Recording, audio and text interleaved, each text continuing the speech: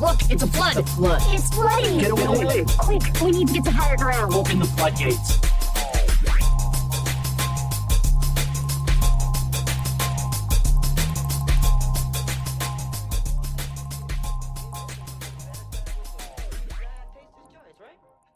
Niece brings this serious gourmet shit on. What flavor is this?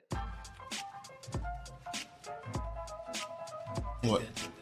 I have no idea what's happening. Oh, are you that young? How old are you again? 31. 30? Oh, you're not that young. Yeah, we're the same age. I grew up very Christian. So you weren't listening to Bad Boy Records No. at all? No. Black Eyed Peas was the extent of my... Oh, damn. I mean, Fergie was a meth head, so...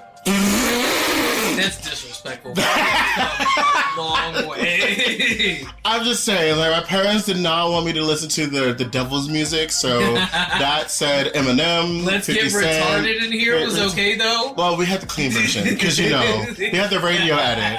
Actually, Black Eyed Peas was my very first album that I bought. Damn. My very first album. I was, like, I think 10 years old. Okay. I was in the, like 4 out of 10, where their first album was Hybrid Theory, and then there was 5 out of 10. That was Eminem. With your own money, though, or as like a gift? My own money. I spent $15. $15? Yeah. Remember Okay. when CDs were like $12, $16? All right. Fucking 24 for the double disc. It's like you gotta spin that record at least twice to get your money's worth. Oh, but also... Like, how many dollars per hour of entertainment did you spend? You gotta think about that one. Ooh, you are over 30. God. I mean, it's one of those things where you have your Walkman, handheld for some people who are in our age, and it was cost you like $40 at Best Buy. Oh, shit, man. You think I ever paid for a Walkman? I used to steal them shits, bro. God, you are from Baltimore. From a store, or did you rob someone? Well, we can't say shit. We're Yu-Gi-Oh players. But you know what? But you know what grinds my gears up? Yu-Gi-Oh players?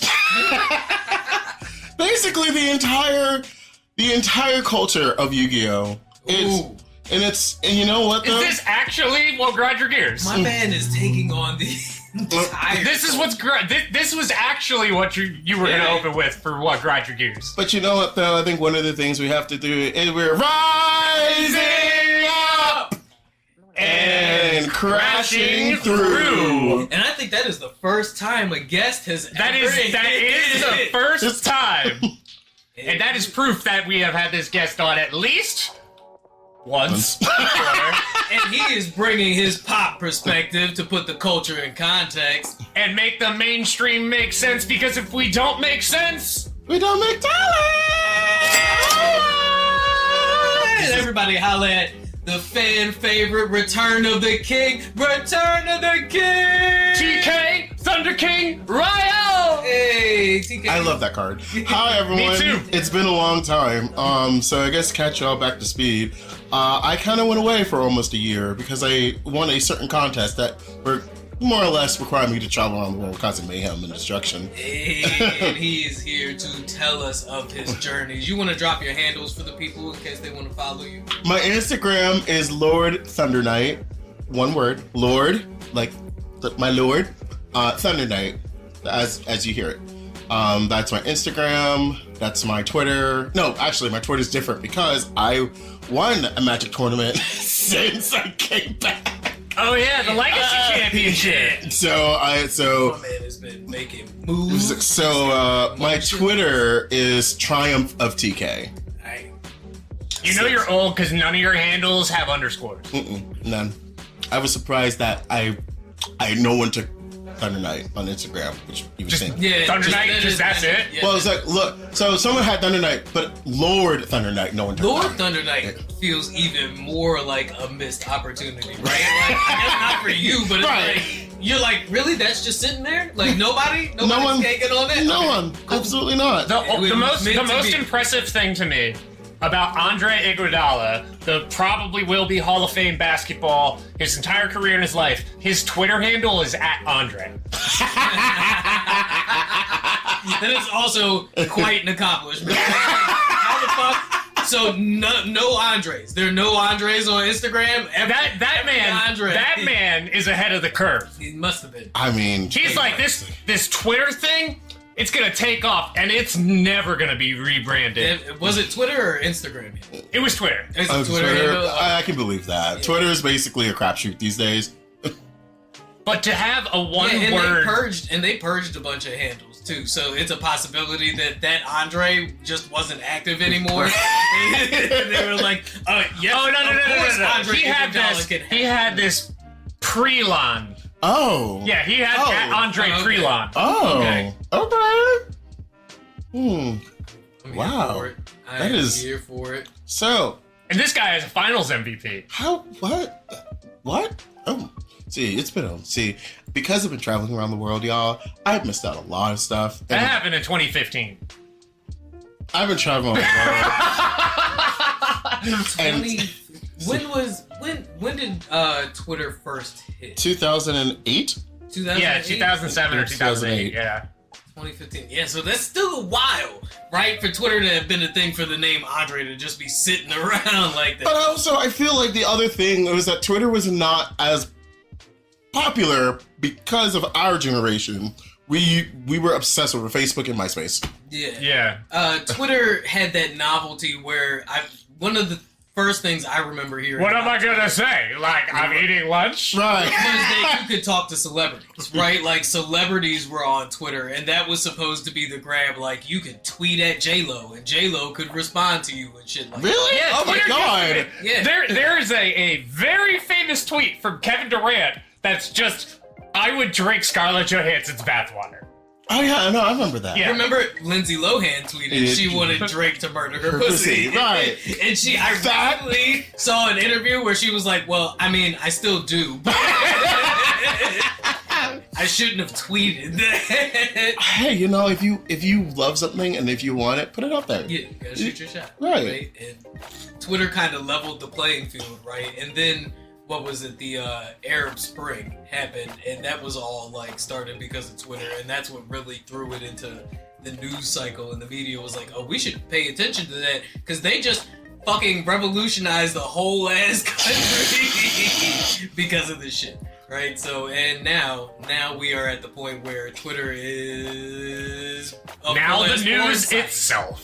or a full-ass porn site. Yeah, that too. I mean, oh yeah, because they just dropped that new Yeah, revised terms of service, whatever the hell they you want to call are it. officially allowing, if you weren't already getting your porn from Twitter, now you can officially get your porn. You don't have to hide it in your I'm gonna give some advice based off of what I've had to, like I said, I saved someone close to me from a pyramid scheme. Mm-hmm. If Are you calling something's... porn a pyramid scheme? No, I'm talking, this is not, let me cook. All right, floor's yours.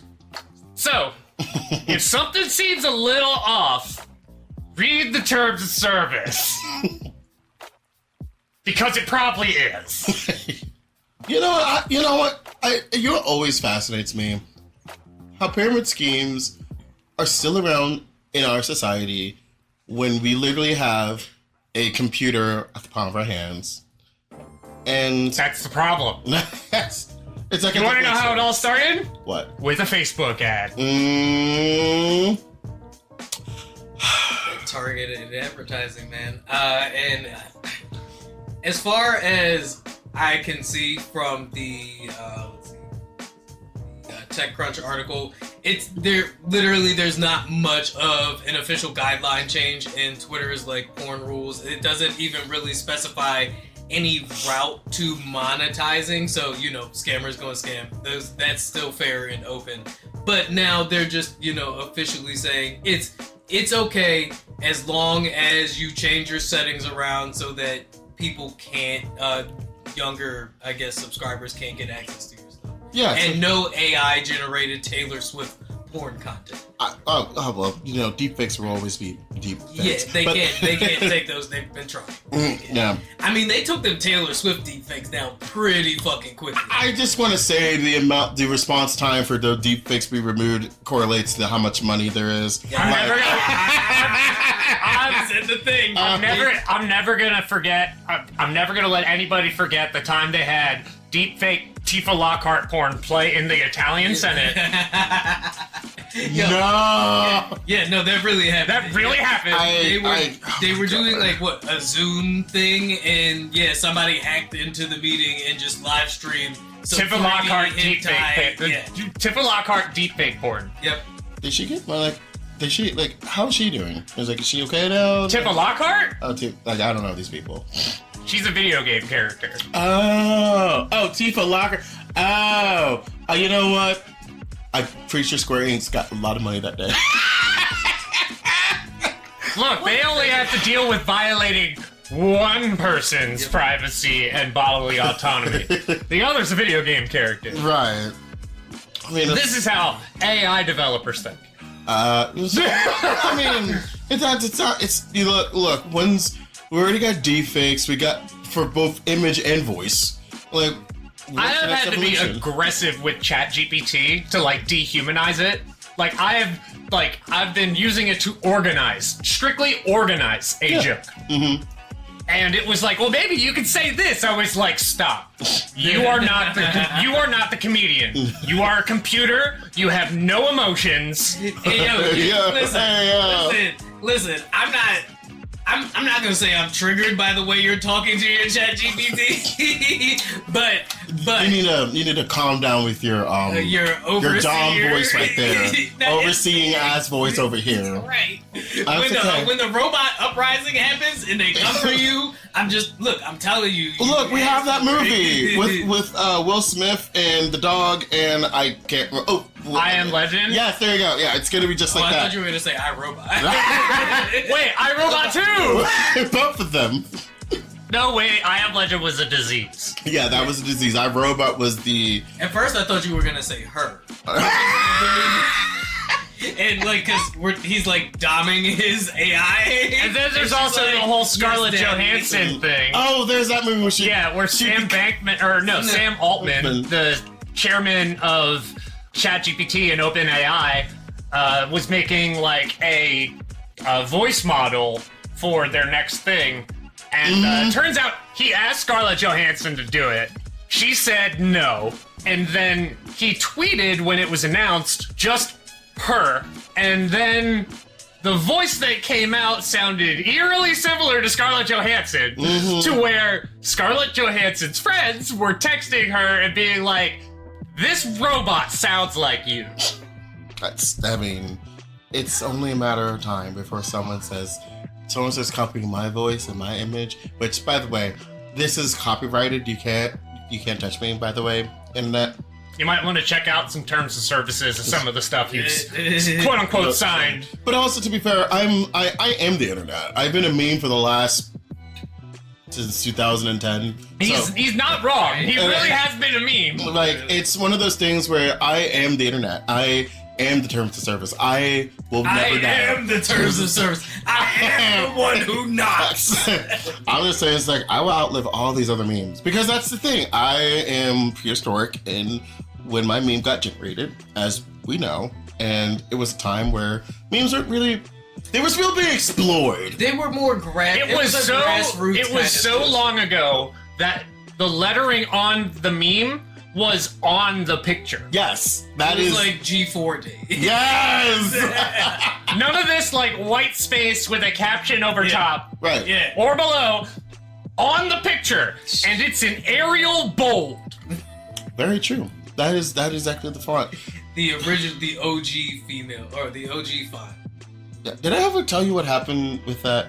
With the people who created my meme? No, but we should tell our listeners what we will be talking about today. Oh, yes. And that involves... Oh, you have the docket. You didn't write your own? See, this is what happens when I'm on stream, y'all. Sorry. Future Dan, drop the rewind. Pharrell, Legos, Attack on Titan, Jeopardy, IKEA, Jon Stewart, Giant venomous flying spiders, Pope Francis and Whoopi Goldberg, Jerry Seinfeld and Julia Louis-Dreyfus going at it. Really? Really? Not really, but like... Really? Well, let's see if we can do some creative characters of the two and drop them in a Waffle House in Tekken. But you know how we like to start this show, and that is by shamelessly abusing the algorithm, and this week's hit on the algorithm is... I ain't never been the same, baby. $1 Million Baby, Tommy Richman. That shit is everywhere, and if you ain't heard it, you must be Patrick Star. That means living under a rock if you slow, like Patrick Star. Oh my god. Yo, that is literally like the sound right now on every Instagram reel, every TikTok where you trying to look flashy or you just doing your thing or even just being goofy, right? Like that shit is like non-stop. And it's crazy because... Like Guile's theme, how it goes with everything? For all my nerdy folk out there. Nah, man, it's Really crazy do, though. because Billboard still got Taylor Swift and Post Malone. That Fortnite joint up there, but I feel like the streets is banging at Tommy Richman. I mean, you're not wrong. Also, I'm one of those people who just don't really tune into like popular music because I am a elder punk. I am a elder emo. I wear black jeans every time, and I still listen to MCR because my heart is still crying. I've been digging into a lot of indie rock lately. I was just playing Void Runner earlier alone in my room, and That's the name of the song. The song is called Void Runner. The name of the band is Alone in My Room. Yes! Oh my god, when are they performing and how much the tickets are? And can we get away with bringing in like cheap beer because it's Baltimore? Oh, probably. One of my This favorite band like is, indie rock super songs I've dark heard in vibe. the past couple of years. You're gonna love the title. I Want to Be Buried in Your Backyard. Totally perfect about an emo. Do you remember when like Screamo was still a thing? Like Screamo was like, I Set My Friends on Fire and like Alessandra and like all that stuff.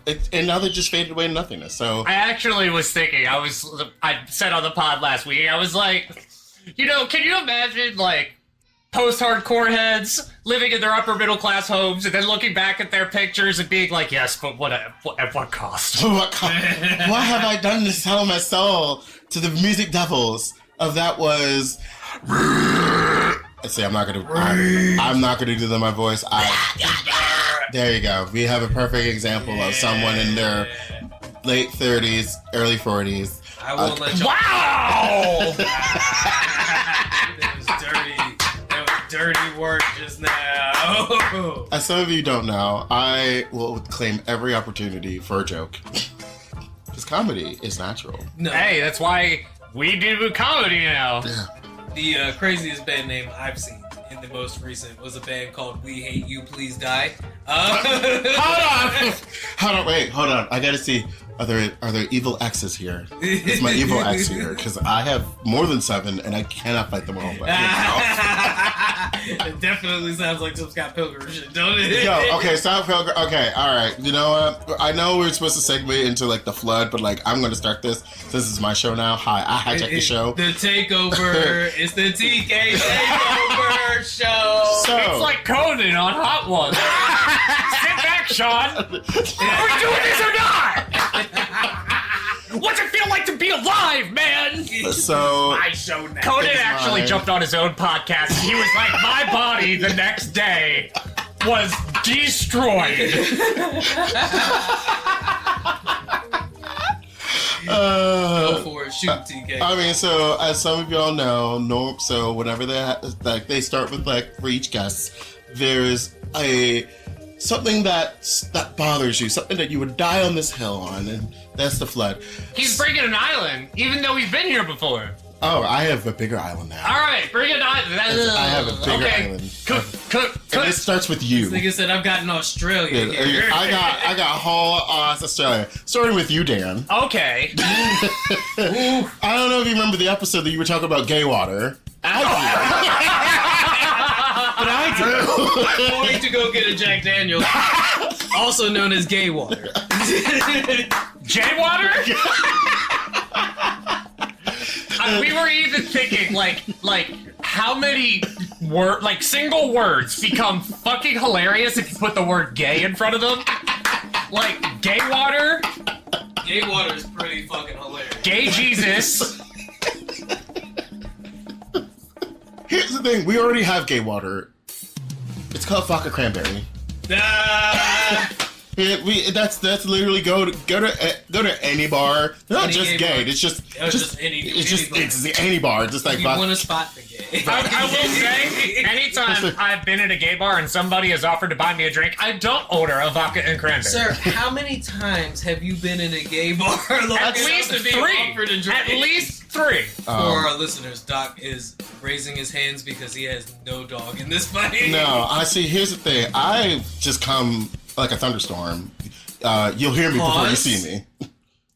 Pause. Pause. Phrasing. Phrasing? Oh. Yes. Come like a thunderstorm? No, like I'm like a thunderstorm. I am like a thunderstorm. I can come through like a thunderstorm. But I am like a thunderstorm.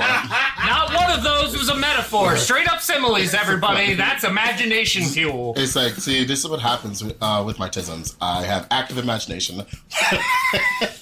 So the other flood that I'm bringing to this island is anime, in that Jujutsu Kaisen is mid.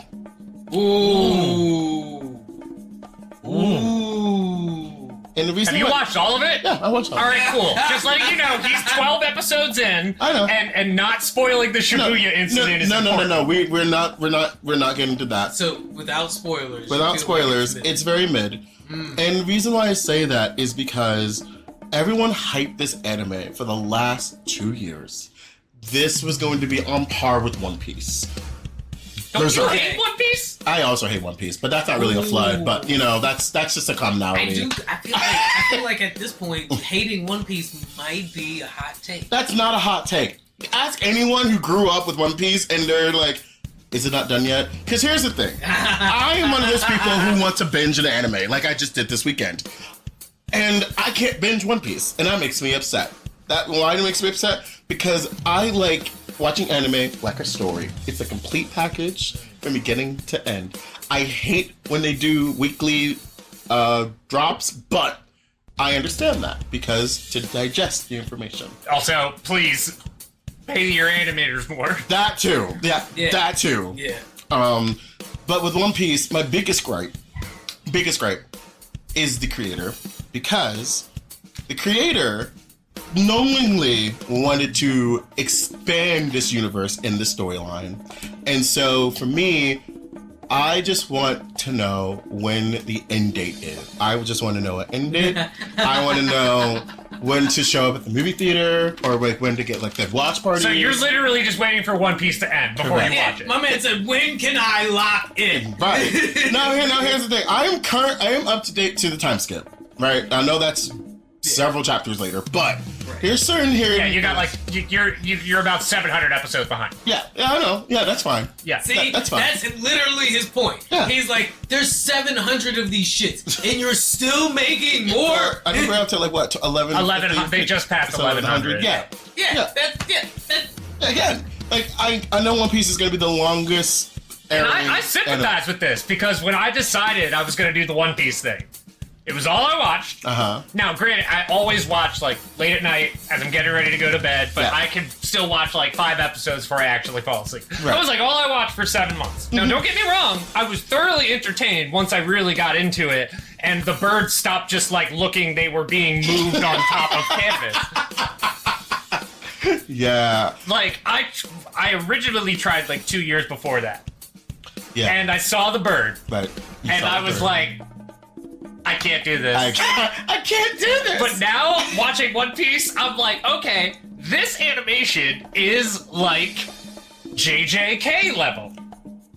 It is that's what I'm saying. JJK for me was a wonderful storytelling, but I feel they missed one crucial thing. One very crucial thing that some animes know how to do it better, and I feel that the plot could have been finer.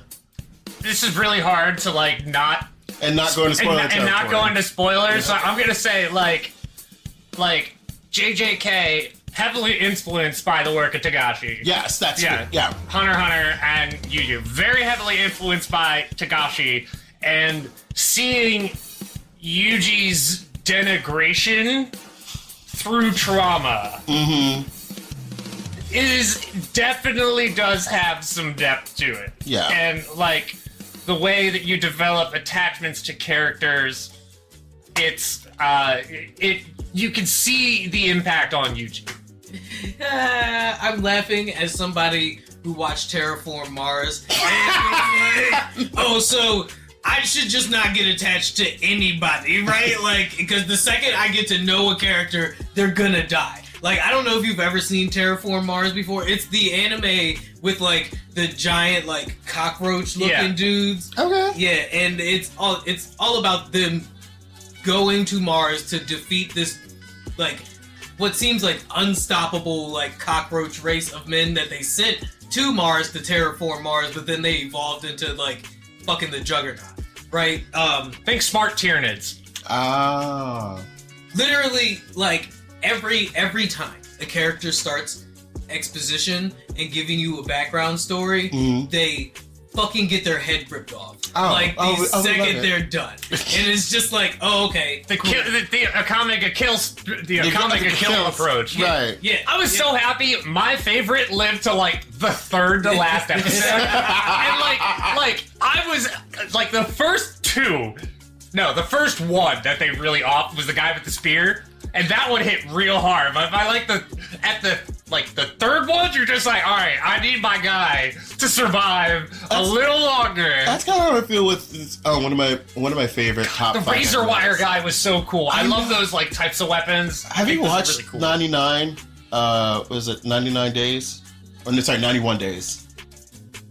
Is that a zombie movie? No, it's a prohibition movie. It's like prohibition anime. No, I haven't. Okay. So it's essentially takes place in Prohibition. So they're in Chicago, and you have this kid who their family got murdered by another family, but the kid escaped. So it's just him growing up and his desire to just kill off this entire family, like erase them from existence. And it's so slowly methodical. It's kind of like that sounds like my shit. Yeah. Like, no, if you love like murder mystery, prohibition, like beer, and like that type of anime that talks about it, and it's only 12 episodes, and there's a cliffhanger. It says there's 20, 14. Yeah, 14 episodes. 2 of them are like catch-ups, 7.5, or like, we're gonna catch you up. Yeah, no, my bad. I saw 24, the episodes are 24 minutes. Yeah. It's got a 7.7 rating out of 10 on IMDb. It's like, I highly recommend.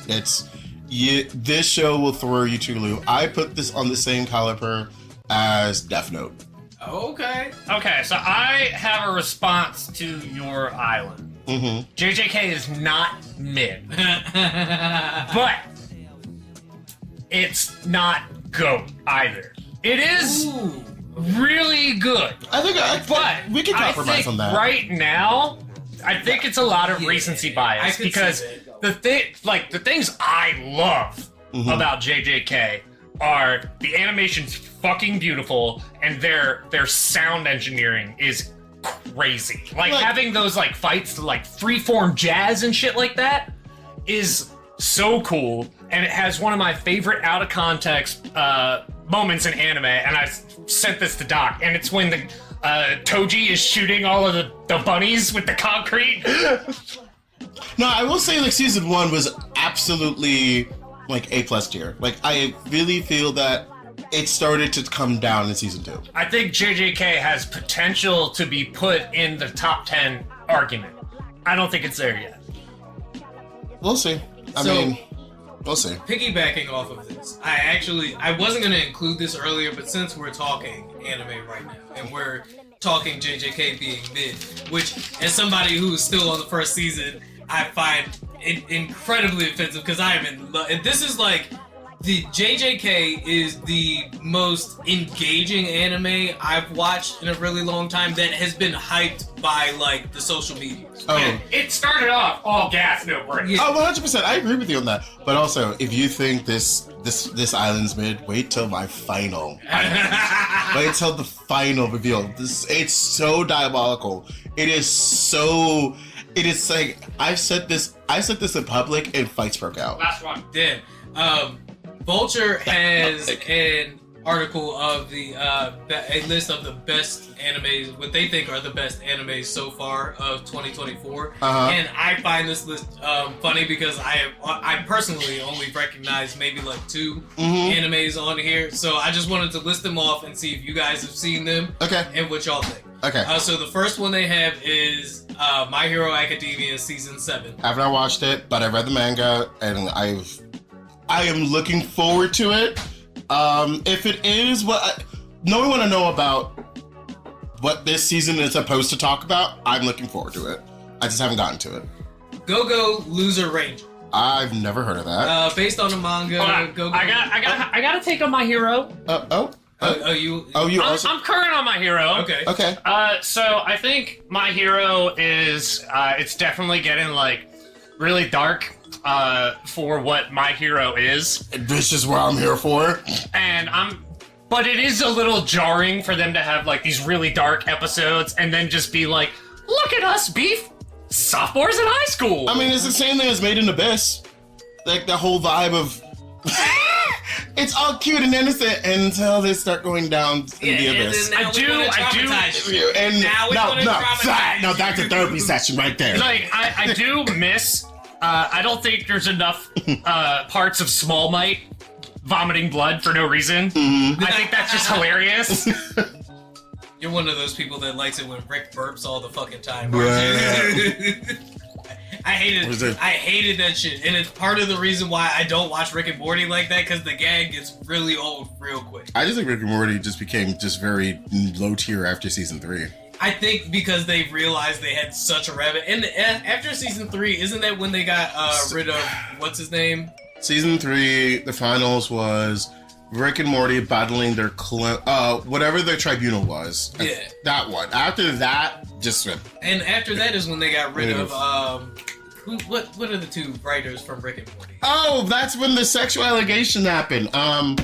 Yeah, the writer of Rick and Morty also did Community. I know that much. Yeah, Tom Royler. Yeah, there you go. Yep, yeah, and yeah, because Tom had like a really bad drinking problem. Right. It was just being all kinds of didn't he also have like a sexual allegation? You know what? Let me not. Yeah. Let me not do that. Okay. So the other one is Yadagar Su. The Raven does not choose its master. Ooh, no, I've never heard of that. Nope. But I love the title name.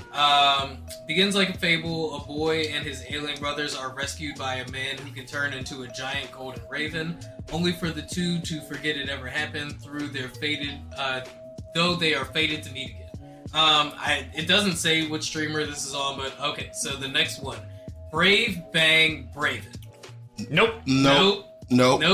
The Apothecary Diary. Nope, never heard of it. Nope. I've heard of it. I haven't watched it. Sign of Affection. Nope. That sounds like a slice of life romance thing. I'm not really into those. Frieren Beyond Journey's End. Okay, this one. All right, Okay. let's stop right pause here. here because we gotta recognize. So, Is this the one about the guy who's like 30-something? No, this is a girl who cannot die. She's basically immortal, but she's stuck in like elf form and she's going around her adventures. The animation for this show is top tier beautiful. The sound reminds me of Violet Evergarden. Okay. All right. What streamer is this on? Crunchyroll. I think Crunchyroll. Okay.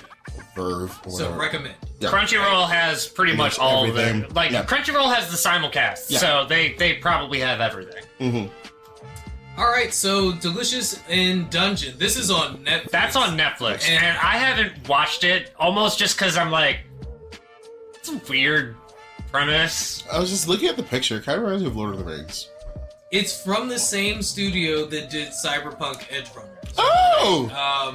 Oh, that also did Darling in France. But I feel like it would be like D&D with like a party of Guy Fieri, Gordon Ramsay, Alden Sterling. Quite literally makes a meal out of logistics of tabletop fantasy.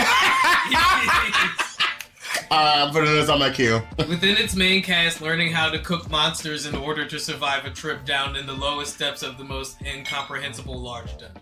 Right? It looks pretty fucking fun. Alright, I'm in. I'm putting this on my queue. So that was Vulture's list of the best anime of the year so far. JJK was not on there. Well, JJK hasn't released another season in 2020. Because that's technically they released like winter 2023 into 2024. Yeah, and Spy Family has been on break, and they're working on the movie. Yeah.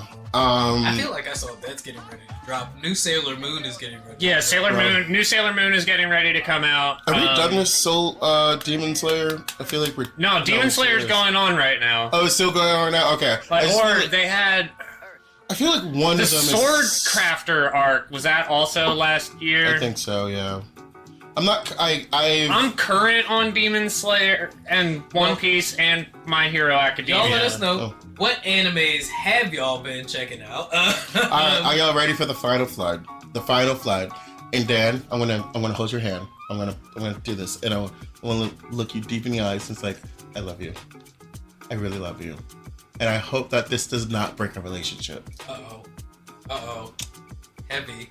Game of Thrones last season was okay.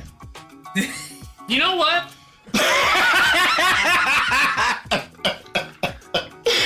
How long was the season? It was like 7 episodes? It was eight episodes. 8 episodes? Alright, so here's the thing. I am actually fine with how the plot went.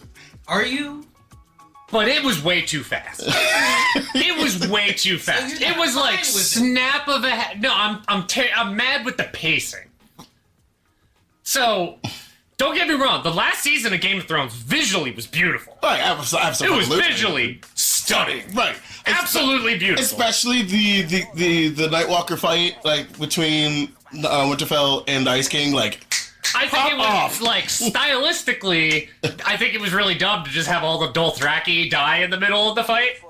I do feel like the showrunners got lazy at a certain point, just being like, oh, all the Dothraki are dead. Flash forward, King's Landing. Oh, there's Dothraki running about. Right. But, I feel like they mischaracterized Daenerys a lot. Like, for her to just go, like, snap and, like, caring about the people to then just start decimating the city. And there's a couple of things I noticed about that scene. I will say, that scene right there was me just laughing hysterically. Because just seeing the entirety of a personality just going to shreds, just, like, visually seeing, it was a massacre, which was portrayed, but it was also beautiful in that you see the destruction, and they did not go easy on the bodies being burned. You know what my biggest problem with that scene is? What? They did not, after she charged, they did not show her on the dragon at all. Like, I can imagine her, like her, you have two ways for me to go about this. Like, blind with rage, where she's just like, go get Cersei, and it's collateral damage everywhere. Or at least show her, like, crying in rage as she's doing this. I feel like they kind of did the first one, They right? kind of... I feel like... all they did was just focus, and then immediately dragon, and she starts, like, burning the entire city. Yeah, which is like, what they should have done is had her go straight for the Red Keep, cause massive collateral damage. I also just think that maybe that was... I mean, I know what... You know what? I don't know, because I did not produce that season.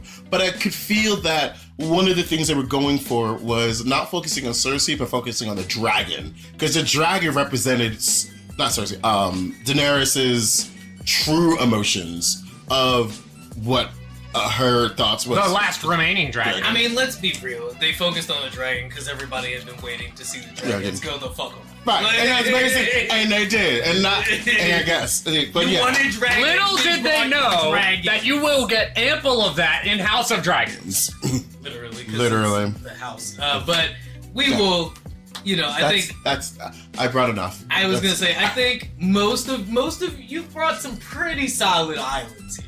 But you know what? I will say, I didn't hate it. I was disappointed but I'm not like it's not bad television. Not as disappointed as the Witcher fans are that this next season doesn't have. I have to take out my crown for this one. I think they just outright canceled it. Like they had certain seasons. No, it's like, still going. Yeah, it's still going. with It's all Liam Hemsworth. Yeah, it's one of the Hemsworth brothers, but they're still going. I basically treat this like season 2 was the end. We ignore like scroll down my line.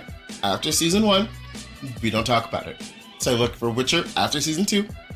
We don't talk about But with Sword Art, do you mean after SAO or do you mean after Alfheim? I think he means after season 1. So like, break. I would consider that after Alfheim. was Alpine the final boss? Alfheim was when like Asuka got captured. Oh yeah. Basically, The moment they go into Gungrave, I'm like, nope, I'm out. yeah, whatever. But right before they got fairies, like we're done.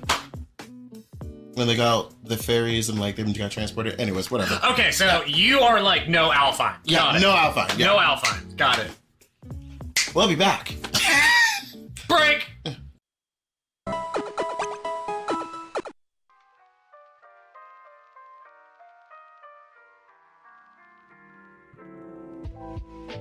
What? Oh wow. He's not gonna let He's you. not gonna let it I'm not fly. gonna let you go. Do you really think, as all people, we are a community of social entertainers, and it's our obligation to help people in their time of need? I really do feel like DMV. Look, I want to say something. Look, I may have gone to play cards in Severna Park, and people like you came up from Bowie, and there were people from Baltimore who Can't be people like you. Okay, calm down, Chop Thunder. and there were guys who took who from Mondawmin who took a bus to get to the 14. That's true. That's true. We did take like a fucking car from Bowie. I will never forget that one But tournament. think about it. You had to take a transfer to the 14, That's still a lot. Like, which starts in Brooklyn. it is honestly how much things have changed. But like, look. After all of that, I still want to say, I am white.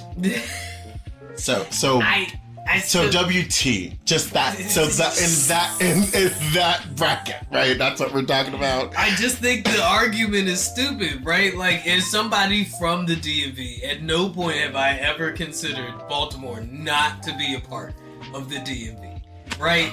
Like, so the argument that because the Metro doesn't go to Baltimore, it's not a part of the DMV. It technically does. It technically does. I guess now but it is, right? no, it always, because if you go take the orange line to Greenbelt, the Greenbelt does have a MARC train. Also, like, there's the 95 goes like right through Baltimore, and the moment you get on 695, you're driving around the city. So, like, if you're talking about, like, logistically, yes, Baltimore is not part of the DMV because the Metro doesn't touch it. However... The MARC train does. However... The MARC train does. Technically, also, the MARC train touches all of Maryland This is such a- except Western Maryland. They are not part of the DMV. like that whole like if Maryland is like a sideways F, we cut off at the middle, and that entire like bottom part of the F is not the DMV. So let me ask you this question: how far in That's are we? West Virginia. How far? Cumberland is run by the Illuminati. That's West Virginia. So you're cutting off at Cumberland? No, Well, no. Cumberland is like the far, No. far I'm asking end. you, if you had to redraw Maryland, How much where of would it you stop? are you giving to West Virginia? Probably a certain, like, driving down 70, I'd probably be like, yeah, this don't feel right anymore. You can draw a line right here. No, I'm talking about, like, as you're heading to Frostburg. I'm heading, like, you're heading. Frostburg is not DMV. No.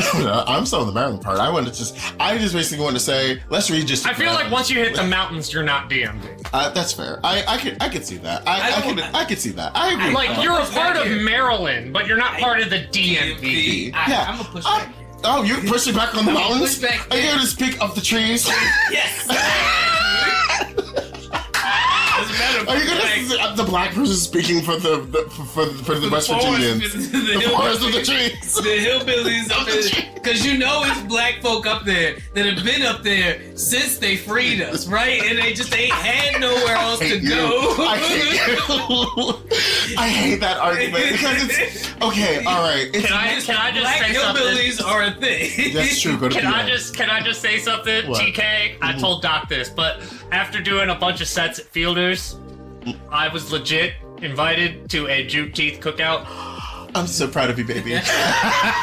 So, like, I gotta ask, is this like Fight Club rules where, like, I can now no longer talk about the cookout because I've been invited to a cookout? Well, it also depends. Let me ask you this question. Where's the cookout being held? Southwest Baltimore? I don't know Southwest Baltimore like that. I know PG County, but like, I defer to you. I defer. It's not a terrible area. It's. I mean, that's a Have you seen The Wire? Yeah. Oh yeah. It's Avon Barksdale's territory. Oh, When you go to the cookout, don't refer to it as Avon Barksdale's territory. Well, duh. I'm just. we just want. I. But I mean, like, if you look at Baltimore and people have seen The Wire, you just draw a straight line down the middle. And then you, like West Baltimore and East Baltimore. You have Avon's territory and you have Prop Joe's area. Is that really how you, like a GTA map? Like, oh my fucking god. Does your brain just give off the warning levels in stars if something goes bad? DoorDash, I don't feel safe. Like, I have told that joke so many times that DoorDash now asks me, like, every other delivery if I feel safe. Like, I'll do a delivery off of Governor Stone Parkway. And it will be like, did you feel safe? And I'm like, looks around at suburbia. There's a basketball hoop at the end of this court. I think I'm fine. I can tell you that it's Pride Month and Republicans don't feel safe right now because it's Pride Month. And it is the time for the uprising of the gays. Yeah, the grooming is among us. One of the comics last night asked what everybody's least favorite part of Pride Month was. Oh my god! And I'm just thinking in my head, I'm like, because it takes all the attention away from my birthday. Oh. Yeah. Oh, I thought you were gonna say the fact that he said Juneteenth, and I was like. Oh yeah, the comic did say Juneteenth. Oh my god. He really said that. And it was a pretty fucking hilarious joke. He fumbled the joke. No disrespect to homie. Look, he continued it too far. I don't think it was a great setup. I just don't think he knew how to carry it through. That's like right? I feel that I'm not a comedian. I just know how to make material just appear. It is very hard articulately to be a comedian. Oh, yeah, extremely. Yeah. Everybody's like, I'm the funniest person in the group. That's because you are interacting with people you A, know, and B, are directly interacting with. It's hard to interact with a room of 10 to 100 people. Yeah. Personally. I do think that by no fault of either culture, it is very awkward that Juneteenth is in the middle of Pride Month, especially considering the tumultuous relationship that the black community has had with the LGBT community. Bill Burr had an idea, and he was just like, why don't you swap Black History Month and Pride Month so Pride Month can have Valentine's Day? I also feel like February is already gay as fuck. No. See, here's the problem when you do that.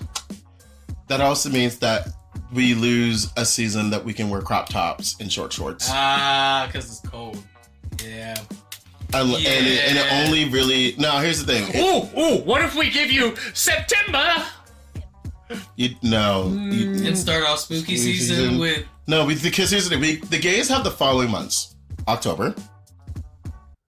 Does it follow me? Yeah. I mean... Yeah. Honestly, everybody has Halloween in one way, shape, or form. No. Halloween's pretty gay. Let me quit for a second. The straights do not have Halloween.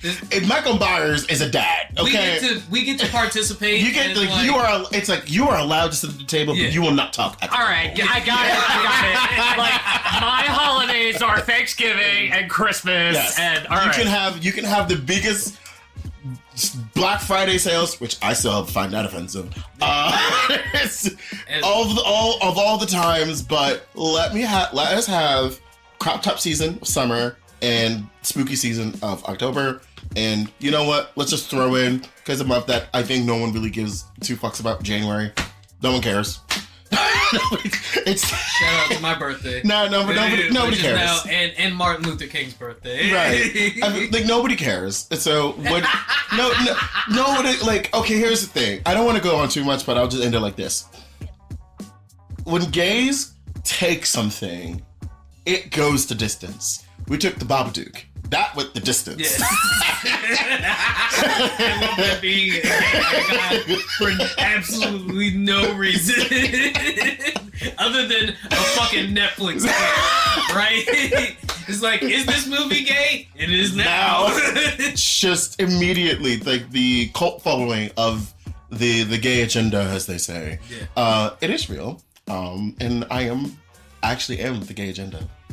And he's coming for your sons. No, I don't need sons. No, I want your dads. I better be with the money. Anyway, so what you got? He was like, I don't like it. You know who's really happy about Pride Month? What? Flag manufacturers. Yeah. I thought you were gonna say Target and Best Buy. No, just flag manufacturers.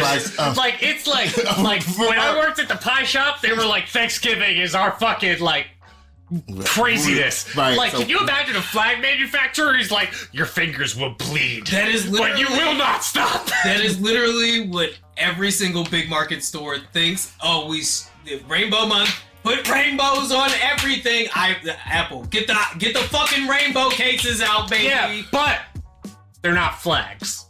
They are. But it is. It's just rainbow, but they're not flags. They don't wave in the wind. Pride Month is how marketing treats Republicans during the 4th of July, right? It's literally like, fucking American flags, get them out there, baby. They're coming for them. It's what. Oh my god! I don't want to unlock Pandora's box with this, because we do not have the time or the energy, or what I like to call the political capacitor for this conversation. I feel like Doc Brown would have one in his shed. I mean, but look, but honestly though, it's like it is so important that we have Pride. It's so, like, you know, with the things that are happening in our world, it's extremely crucial, which is also one of the projects that I'm doing. Oh, by the way, hi, I'm a title holder. If you don't know what that means, subscribe to my Twitter, and I gave a full description of what I do. But one of the things that I do as a title holder is generate safe space and maintain safe space. Yeah, like we were talking last week's episode, like, Pride Month is awesome, right? Yeah. But Periwinkle invited me to go to a Pride parade in Annapolis, and I'm like, look, this is awesome. This is still a little much for me to be like personally. Is it? What's so wrong about it? I've always I'm gradually getting into it. Like you know what I mean? Like, I get hit on? No, it's not that. It's just like, he's a twink. That's what I'm saying. Like, he's afraid he's gonna discover himself in a way that's gonna make the Pope upset. The Pope. Oh no, the Pope. No, we don't have to worry about the Pope. But no, I hear you though. Pride. Yeah, it's intense. Like, Pride is, like, I like to refer to. It's EDC. It is for people who do not have the anxiety or the mental stamina to do it. Yeah. It's going to be a lot, and you're going to be drained. Yeah, it's like I know, I'm like cool with it, and I totally celebrate the celebration, because I also know there are people who are not cool with it and totally want to just say fuck this celebration, and they will show up and ruin that shit. Yeah, that happened last year. Where I'm just like, this year there are lots of people railing against, and you, like I said, you know, it seems, part of me feels like the avenue of, you know, dissecting these different corporations for participating in Pride as a way of, like, you know, we don't give a fuck what you think, Buffalo Wild Wings! Right, but don't go out of business though. Yeah, but then you remove the visibility, right? Because there's that double-edged sword of these companies participating in this also gives visibility to this thing that people are trying to also quelch and push down. Yeah, I was gonna say, like mine, I feel like at this point, like, my acceptance is like totally cool, but my immersion level, I'm not there yet. That's a personal thing. And that's fine. And, Yeah. And that's fine, though, because that is a personal choice. It's not everyone is not. I'm not expecting everyone to know drag queen lingo and the season of drag queen, but I expect you to but to maintain a space for someone who is not cis white. Oh God! Literally me, the straight white American male. Yeah, basically that, and it's important that way. So if you see someone, and I'm telling you because I know you, if you see someone who is, struggling with their sexuality or struggling with their identity or their orientation, you know people that can help that person to get to where they need to go. Oh yeah, and absolutely. And honestly, that right there is more important. I kind of said this years ago when the George Floyd riots happened in Baltimore. There are several roles that people can take. I chose the role of the bard. I know how to get people back up and make them feel okay that what you did was not a waste. You feel like you're valid, you're loved, and all that stuff. And that's important. But I can't go to the front lines. I would not survive. Here's how I would say it. Me, I'd be upstairs playing video games and know what's going on, but then see shit happening outside my house, and I'd be like, yo, just let them be. I think that's what Pride Month is at its core essentially about, right? Is reminding people all of the ways that you can be inclusive and provide a safe space. You don't have to be on the front lines in the parades, marching with Kalani and all of them, shouting that Pride has always been political and that this war is not done, because literally there are still politicians out here trying to make it so that there is no safe space for people to express themselves. I'm not somebody who wants to be or is ready to be surrounded by crop tops and booty shorts and shit like that, but look, I'm gonna make sure y'all can.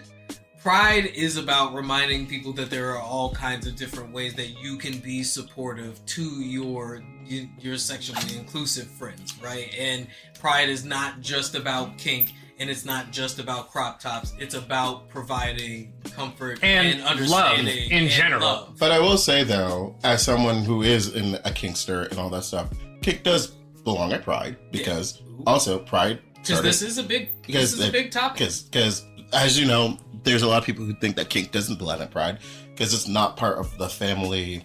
I would say the family culture, subculture. And I think this is where my mindset rests. I'm look, some of this stuff is a little much for me. Right, Some of it confuses me. But I'm not gonna ruin their party.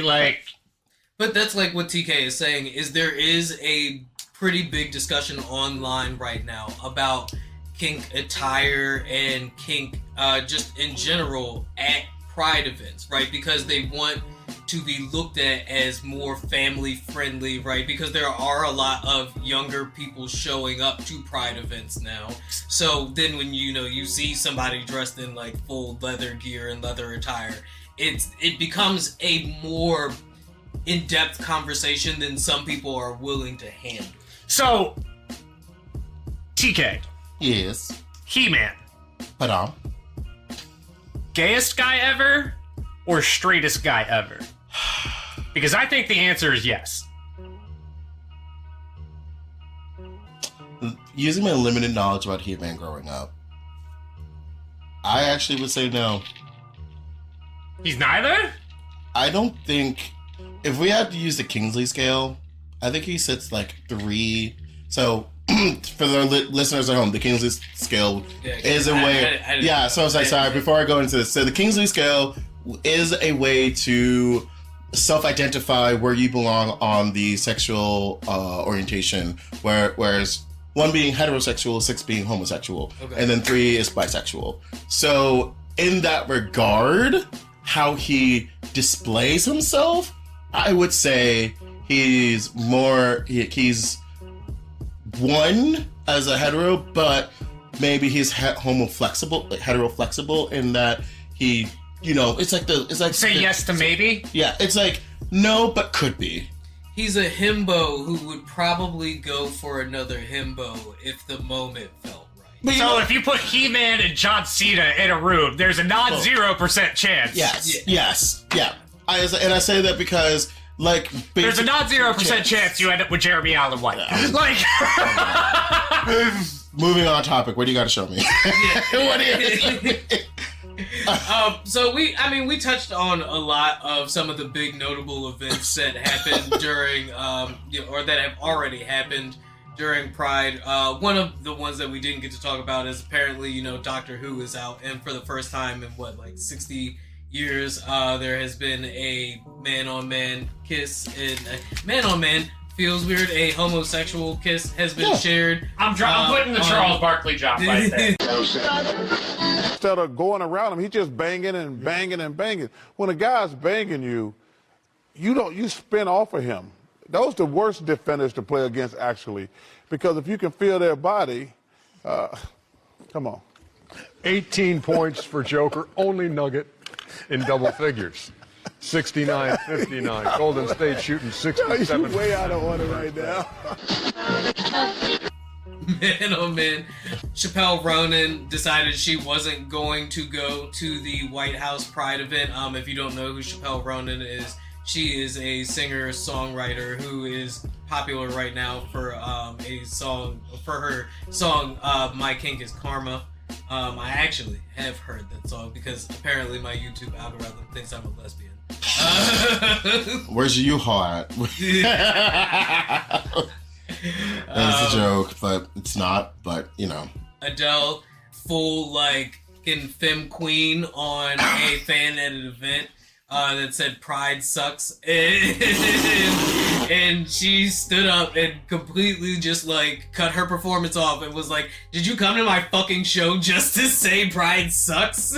She's like, "Are you fucking stupid? Don't be fucking ridiculous. If you have nothing nice to say, shut the fuck up, all right?" But imagining that in her accent. Yeah.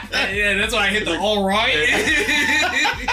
That was a little Australian, but you get it. It's close. It's close. Yeah. But no, I think to wrap it all up, first, Pride was a riot. It started as a riot. It's Stonewall Inn. And two, more than ever, we have our non-binary siblings, our transgender siblings who are fighting their fucking life because of these laws being passed. That's it. One of my speeches, because it's still a beauty pageant, was about being a lighthouse, and the end quote is, "When you're ready, be a lighthouse because you never know who's trying to swim home." Ooh. But that was a beautiful end quote, especially here at the Flood. We support that. We are, we're kink friendly. We are LGBTQ and friendly. we have Lighthouse updates. And so, like I said, that beautiful quote. You should put your legacy champion pin on. And so, you should. I should. Because to me, actually getting a belt is impressive. But as a Magic player, winning a legacy championship is impressive. Doing it with Maverick is godlike. I didn't play Maverick. What did you play? So that was the other thing. So we're gonna go Magic for this tiny little bit. But go ahead. But so last year, for some people now, I entered Eternal Weekend, and I have not touched a single competitive Magic event because of this. Yeah. It's been years for both of us. Yes, right. So I have not played. I don't know what's happening. And so one of my good friends that grew up at the game said, "I'm getting out of the game because health reasons. And I hope that you'll be there." And I'm like, you know what? For you, I'll show up.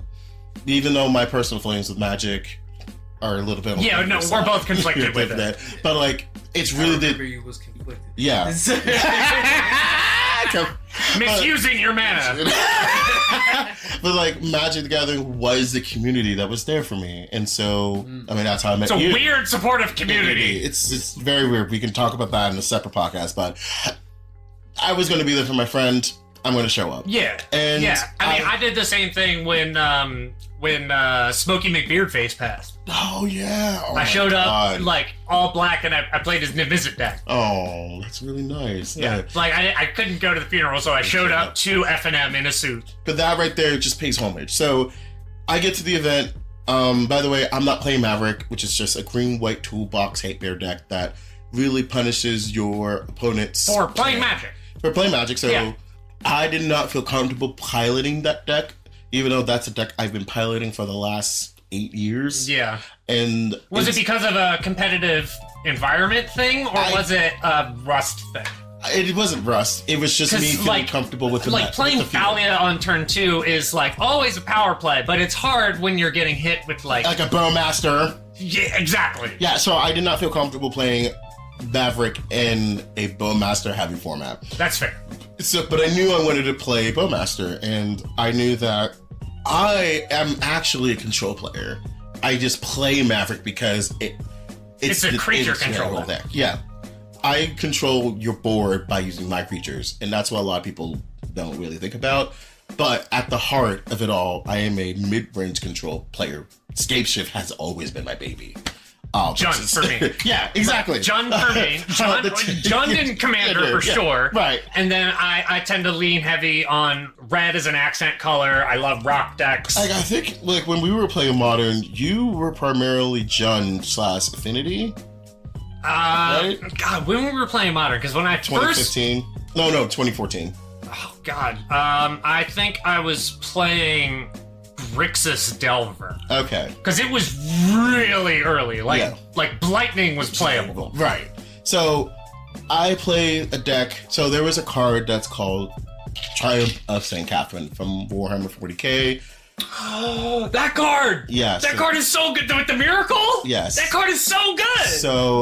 So that I wanted to play that card in the Up the Beanstalk deck.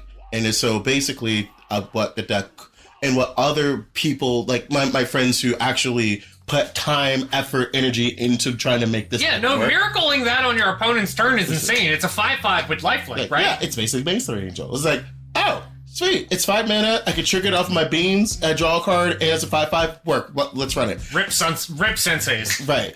So here's the thing. This is how this all worked out. They tested, they prepped it, did all the stuff.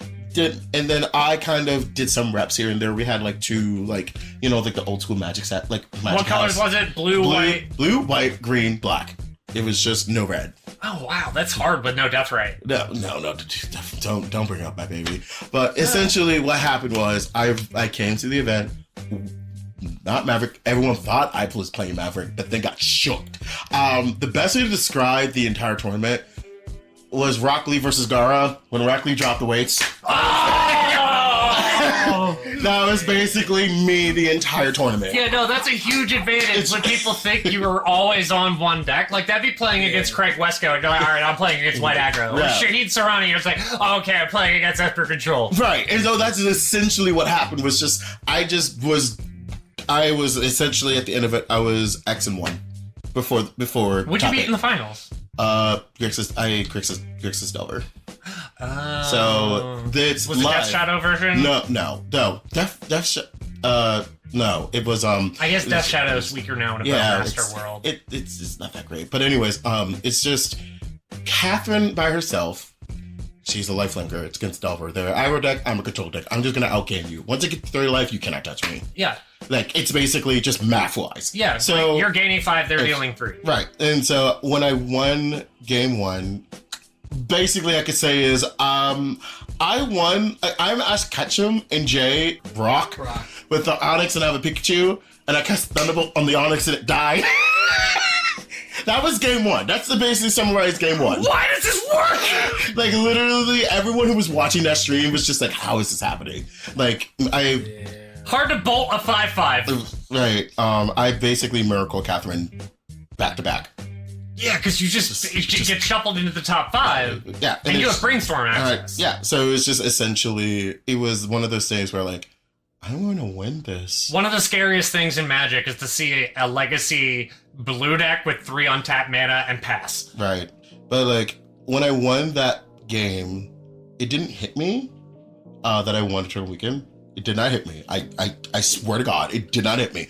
I went through the motions, like everyone hugging me and like giving me things and all that stuff, you know, all this stuff. If I cry, it's very emotional. I understand this. But from the opposite perspective, it didn't hit me that I wasn't on the national team until like a week later. I was like, oh, what, 700 knock? son of a bitch, I could have been on a team with LSB and Brian Kibler. Yeah, you could have.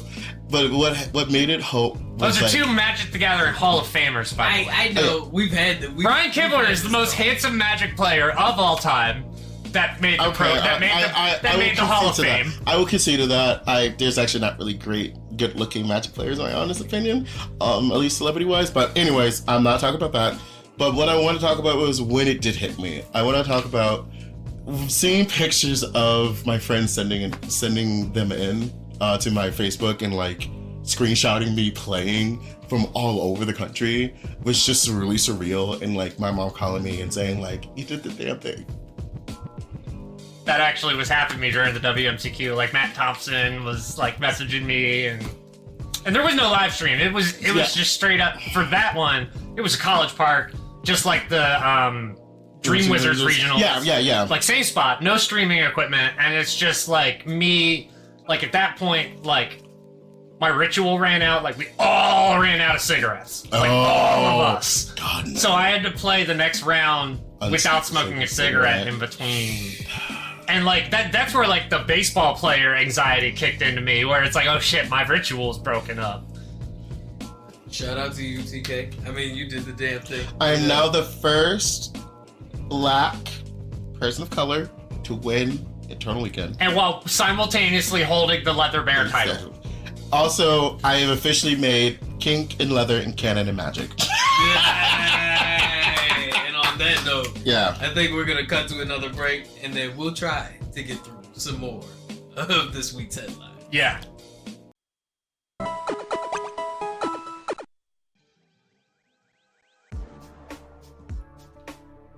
We're probably gonna get Waffle House in Tekken. Hell yeah! Listen, it is long. It is time. It is time. It is long overdue. Let me tell you about Waffle House and how glorious this wonderful place is.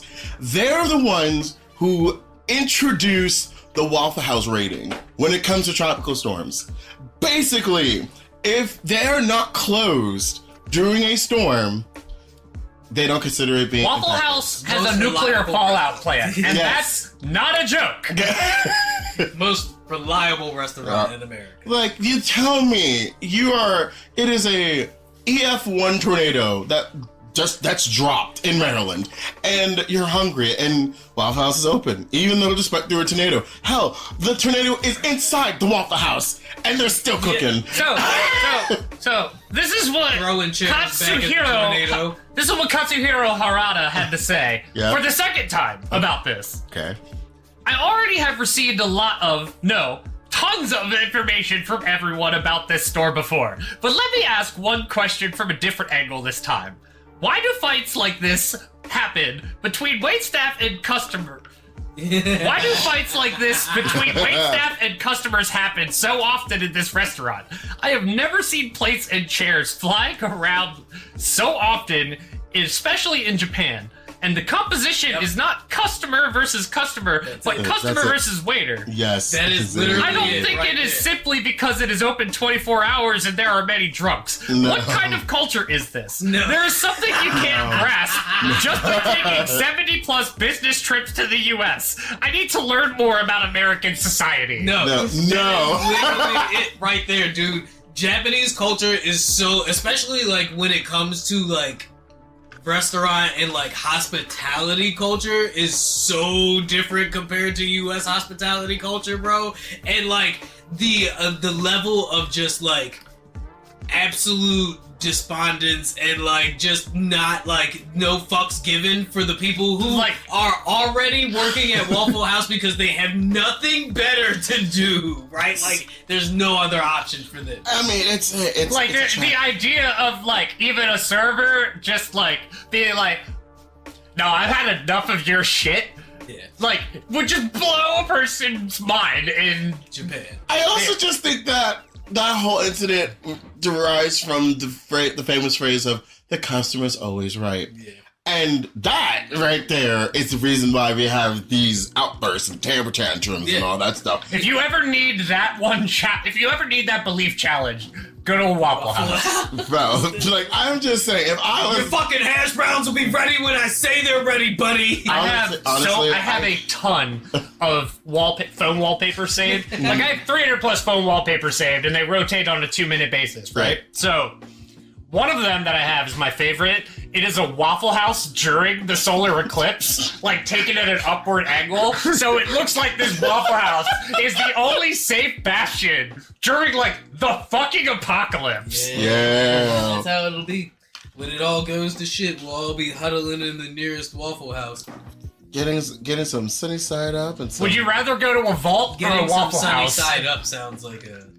Doc, would you rather go to a vault or a Waffle House? Oh, absolutely a fucking Waffle House. Oh my god, the Waffle House is the vault. Let's be honest with ourselves. There's probably a vault at the Waffle House. There's a basement there. They tell us there's not a basement. Vault-Tec is be like, all right, we're gonna run the entirety of this vault as a Waffle House. Yeah. Every single day, the people have to rotate between staff and customer. Do you remember that Black Mirror episode when they have to work out for talent? I don't remember. I know there's a lot of Black Mirror Yeah, episodes so- I've seen, but like every time somebody brings up Black Mirror, I'm just thinking of the guy fucking the pig. David Cameron? Oh my god. It's the that pilot episode. God, that's burned and edged into it. Oh, I guess that card is like... No, the reason why it's burned and edged into my brain is because literally that's what the fucking Prime Minister of England actually did, dog. And it's like, so did they know about it and that's why they made the episode? Or did they make the episode and somebody who knew about it was like, well, I guess it's time to fucking expose David Cameron. Because now I think about it, they're not the only ones who made that joke. Card Against Humanity literally has a card that says balls deep in a pig squealing. And now I'm thinking about that more. Now, the fact that you say that makes me feel like David Bowie at one point in his life might have ridden a tiger made of lightning. Which is also a Cards Against Humanity card. It's just like, this is why I'm not... This is so... Anyway. And people think that David Bowie is a normal human. No, that man is either an alien or a mutant. I can tell you that Waffle House is a gift to humanity, despite what the creator of Tekken thinks. I know Japanese culture is really against the idea. Like, just the idea of a Waffle House sounds more like a Japanese game show. Like, the right? thing is, it's like, I've than an seen, like, actual fights in concept. Denny's in person. The Denny's waitstaff are not prepared. Like they are not prepared. They called the cops. Waffle House handles that shit in-house. Actually, the only thing they are prepared for is, what the fuck's up, Denny's? And anytime there's a metal concert there, let me stop. I want an anime about a Waffle House. Watch it happen next year. Like, I want an anime in a superpowered world where there is a Waffle House. So it's just Food Wars, but Waffle House edition. Well, no, it's like Food Wars meets Roadhouse. It's Food Wars. Yeah, it's Food Wars meets Roadhouse. Edition, and they're training to become the best Waffle House in America, and that also includes throwing hands, right? Because if you're gonna work at a Waffle House, obviously you have to be proficient in Tekken fighting. I mean, and since it's an anime, I guess it's gonna be animated like Baki. If it's a Baki Waffle House, Baki Waffle House. I thought JoJo was absurd. Baki is in a whole nother level. Baki is like JoJo wishes it could be Baki. Didn't Netflix? JoJo wishes it could draw that anatomically incorrect. Right, it's like strongest creature of the world. Man. Netflix just dropped some. I just like Dr. Stone has Tsukasa, and they're just like, oh, he's the strongest human primate high schooler, and I'm like, y'all call him that? Like, it's like, and then you have Yujiro just having a demon back. His back has abs. Like, let's stop there. Do you really want to fight someone with back abs? Yeah, that's crazy. Netflix just dropped more Baki anatomically versus incorrect. Kengan. Baki or 1990s Marvel? No, done. You were saying something. Oh, Netflix just dropped Baki versus Kengan, the Kengan Ashura crossover with the Baki Hanma, and I'm so both of the You said Kenshin Ashura versus Baki? Kengan, Ashura. So So two different animes fighting each other. Yeah. So Kengan, I believe, belongs. We had somebody on who was talking about this, and it's the anime where they like the different countries use fighters to fight for like control over like economics and stuff like that. So Street Fighter? Yeah, kind of. Okay. Yeah, pretty much. Yeah. So it's pretty cool, Carl. I watched a little bit of it. It looks good. I'm still a little like put off by the new 3D cell shaded animation that Netflix is have you leading ever into. so there's two. I've been looking for another long running anime. Have you watched Gintama? Gintama? Yeah. Is it good? I told you that's a cult classic. Gintama caters to a certain subculture of weebs. It's the nice way of Do you saying think it. I would get Gintama? It's like if you like Ultraman and Gundam. No, okay, alright, I'm gonna say it. If you like Inuyasha, you like Gintama. Yeah. All right, not so. Have you watched Kingdom, which is basically the romance of three kingdoms done in anime? It's got like 5 seasons. No, but it's also in that weird cell shaded. No, I don't know. I know a Gintama because one of my hookups showed me, like, we were just watching anime and like Gintama just put up and we're like, sure, I'll watch it with you. And then all of a sudden we're just like, this is not my vibe, but I understand who is this catered to. And I mean, Kagome! that. Nothing is worse than getting woken up in the middle of the fucking night because you left the TV on Adult Swim. And screaming Kagome? That is, thank God. You're like, the what? TV was in What it. the fuck? Right. Oh, this fucking so It's bad. like you're mad when that wakes you up, but you're happy when wakes you up. Honestly, though, I prefer Trigon over Cowboy Depop. I'm not dissing Cowboy Depop. I'm not dissing it. I just said I prefer it. That's fair. I will say, like, anytime somebody's like, I've never watched an anime before in my life, the two ones that I always recommend, made by the same person, Cowboy Bebop or Samurai Champloo. Those are the perfect gateway anime. Yeah. Because they are 26 episodes long, very Western influenced, and yet very much, they're classics. I think Cowboy Bebop is... Cowboy Bebop is I think it's the honestly. perfect anime. Actually, I would say before the One Piece live action, I would say Cowboy Bebop was the de facto introduction to It's anime. probably better than Samurai Champloo. Like, if somebody has an interest already in Japanese culture, they probably would prefer Samurai Champloo. But if they've never been involved with Japanese culture at all, I think Cowboy Bebop is probably the perfect gateway anime. As a casual, it's probably the most satisfying anime that they will ever watch. But I will add to that, Bebop? for a black person to get an anime, Afro Samurai. Yeah. Oh yeah.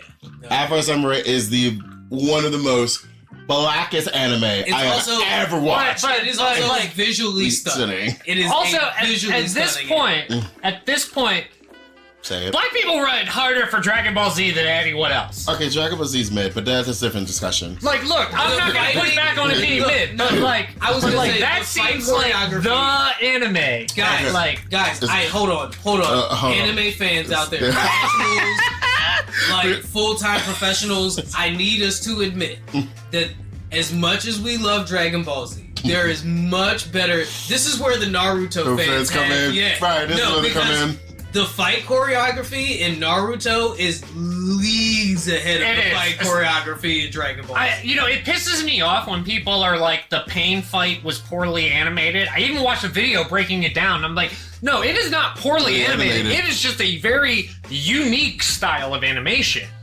I also say, like, not trying to derail more of this topic, but name a fight scene from Dragon Ball that's more iconic than the Gar versus Rock Lee fight. Super Saiyan for the first time. Okay, that's not a fight. That's a transformation That was sequence. Goku screaming in the sky for 3 Okay, yeah, alright. As far as the fight fight is not as iconic. Yeah, but I will give you top 10 anime moments. Yes, Goku going Super Saiyan for the very first time, top tier, like top 3, immediate. Also, as far as fight choreography goes, once again, Do not sleep on Adult Swim's new anime, Ninja Kamui. My friend was just telling me about this last weekend. That shit goes hard. And the fight choreography in that, it's like, it's the Boondocks animation, but like glossier, right? I don't know if it's the same studio, but the fight choreography. As somebody whose brain is broken thanks to like The Raid, oh my god! You got me. I'm gonna let you cook. I'm thinking on other iconic anime fights. Listen. The Raid absolutely fucked fight choreography up for me. I will never like it. I will never be able to watch another movie who's like, if I don't see the punches break ribs every fucking time. Yo, like movies like Ong Bak and The Raid have treated me so well that like regular fight scenes just don't fucking do it for me. Gun Fu with all the John Wick shit doesn't do it for me anymore, because once you see Ip Man and you watch somebody really put hands on a nigga, you're like, oh, okay. That's why when you showed me the scene from the new Roadhouse adaptation, I was like, oh, okay, this might be it, right? Like Jake Gyllenhaal was really putting hands on that dude. I'm here for that. I don't like the fucking Marvel cuts and the flashes. If a fucking fight scene has like more than, I'll say like 20 cuts in it in like a fucking 2-minute span, I'm like, this is trash. Like, like the new Roadhouse was wildly entertaining. Yeah. Like, I mean, in Dragon Ball Z, it is an hour 45-minute roller coaster. Like, that's Roadhouse. Like, I'm not like finishing Roadhouse like, oh man, I need a sequel. It's like, all right, that was fucking cool. Like Jake Gyllenhaal beat up Conor McGregor. That's cool. What I want from a fucking fighting movie, right? Like, I don't like when I'm watching anime like Dragon Ball, right? Or not Dragon Ball, because Dragon Ball is goated. You can never. There's nothing wrong with that anime. It's perfect, even at its cringiest moment. Dragon Ball Z, however, and hold on, let me get up closer. The flashes, bro. Sorry, continue. The flashes. Like when they go to connect, I like seeing connection. Don't hit me with like some flash because y'all didn't want to take the time. Also, pay your animators. But don't hit me with the flashes because y'all didn't want to take time to animate actual connection. Here's the thing about Dragon Ball, and I know I know my inbox on Twitter is going to blow up after this. It's not that Dragon Ball is mid. I just think that the fights could be better given the budget that they have received over the years. I agree. Super got a lot better. Super got better. Super got a lot better. But Z, absolutely. Yeah, no, Z, absolutely. Like, look, the only thing I will give credit where credit is due is Piccolo versus Android 17. 17? Yes. Piccolo versus Android 17 on that island, where like the DVC gut punch got coined. Where like they're like punching out people's sweat. Now that is iconic. For about an episode and a half, Piccolo was the most powerful one. Right. For about an episode and a half. I just want to point that out there. Gave him his flowers. Right. It's like J. Cole in a 7-minute drill. Right. Okay, so here's a few other iconic fights that I've scribbled down. All right. You mentioned it earlier in this episode, Pikachu versus Onyx. Is that a fight or is this just a bitch smack? That might be a moment. I'll give it that. It's funny to me that you came with like a Pokemon fight too, because I was like, I wasn't even. When we said that, I wasn't even thinking about Pokemon. This might also be a moment, but Goku versus Kefla in Super when he does the running Ultra Instinct. Yeah. I will say, I think that's iconic because that was pretty hard. Right, that was I'll give beautifully animated. Yeah, beautifully which is animated. a perfect example of Super getting the flowers it deserves. Right. Oh, I give that one. After Dragon Ball Z really carried the weight, right? Because I mean, it did carry the Toonami weight. Right. Okay, so here's Sailor Moon. Here's two Togashi fights. I'll defend one more than the other, but Yusuke and Toguro. I think some of it does feel like moments. Okay. And then the other one, this one is a real fucking fight. Meruem versus Netero. Okay, no, that one's on GOAT. Submit that for best fight scene in anime history. One of them. And another one. Well, this is two. This is two, but they both involve the same character. Yeah. Kenshin versus Shishio, or Kenshin versus Saito.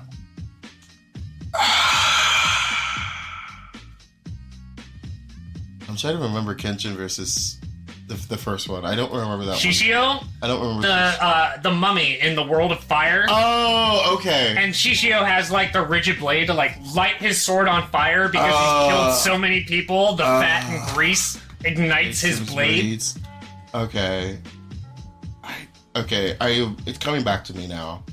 I cannot give honest feedback on that fight because I need to rewatch it again to give him my honest opinion. We'll follow up with it the next time here. But sure. Pain versus Naruto. Ooh. Was it a good fight? Yes. Is it top 10 material? Ooh. I don't know. I really don't know. I feel that if the fight went on a little more, it could be top 10. I think they did it too short. That's fair. And there's some that I like. But I'm definitely giving you that, like, it's iconic, it's a memorabilia. It's so strong. It's like, that fight is like number 11.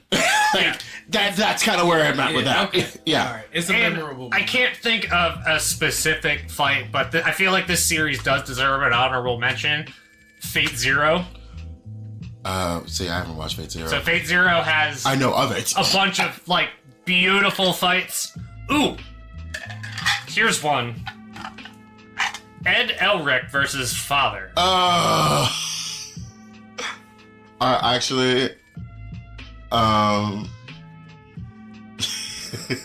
can we just? I don't think that's the best fight. I think instead, it's. I guess I have a lot of one-sided fights in here, which is hard to, I guess, qualify as fight. Who's a general from? Who's a general? General Wrath versus the entire army. Pure King Bradley. Pure King Bradley versus Scar. Yes, that one. I will give you that. I will give you that's up there. I will 100% give you that. Like, if you asked me for the best ending of an anime, I would be like, if you can give me the last 10 episodes of Brotherhood, it's the best ending of any fucking anime I've ever seen. Yeah.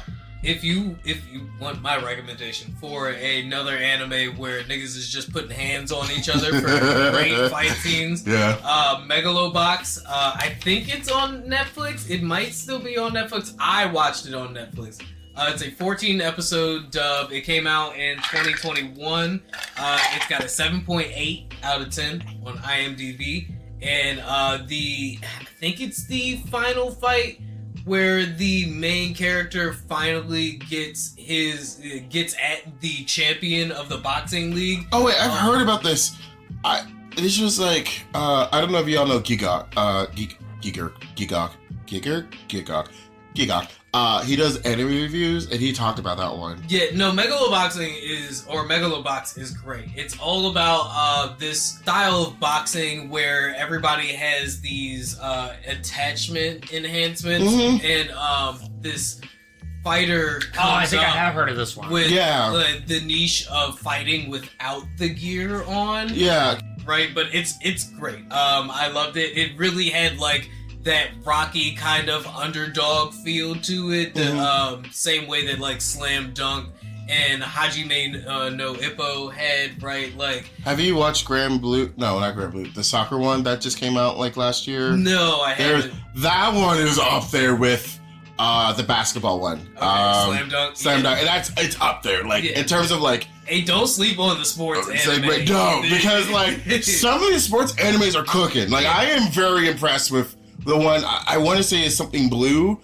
Blue Lock? Blue Lock, yes. Yeah. Yeah. Okay, yeah. No, that anime, that's a sleeper. Like, but it's just essentially these high school teenagers going for essentially the world, like the World Cup. But they have like the same power up like Slam Dunk. Like they have these insane abilities. Yeah.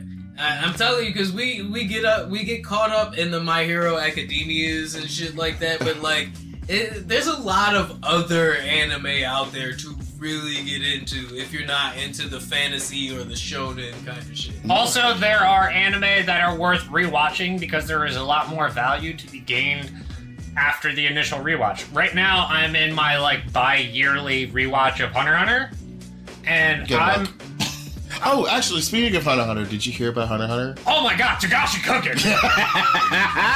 Tagashi cooking! Tagashi cooking so much he's like 3 pages a day and I'm bored. Here's some fucking doodles I made. Like I was so... I like every single time I open Twitter, it's Tagashi tweets, and I love it. So do you think we're going to get a adaptation of an anime next year? Yes. My man says it without hesitation. Dude has already finished like 15 chapters. Okay, yeah, it's like he's finished 15 chapters in a month. That's pushing up Akira Toriyama levels. Right? Like this is the most shocking thing. Like if I open Twitter right now, I guarantee you the first thing that would show up was a Tagashi tweet. Like he's posting other stuff just because he's like, yeah, I just want to keep drawing. Well, that's goated. I mean, I think he's going to be Did you see the anime tournament on Facebook where it was like greatest mangaka? No, I've not. So like there's this page on Facebook where it's like greatest anime, it's just called anime tournament. And like they had greatest mangaka. Tagashi came in 3rd. Kentaro Miura got 2nd for Berserk. And the first was Toriyama. Yeah. Which I'm sure you're laughing that Oda got 4th.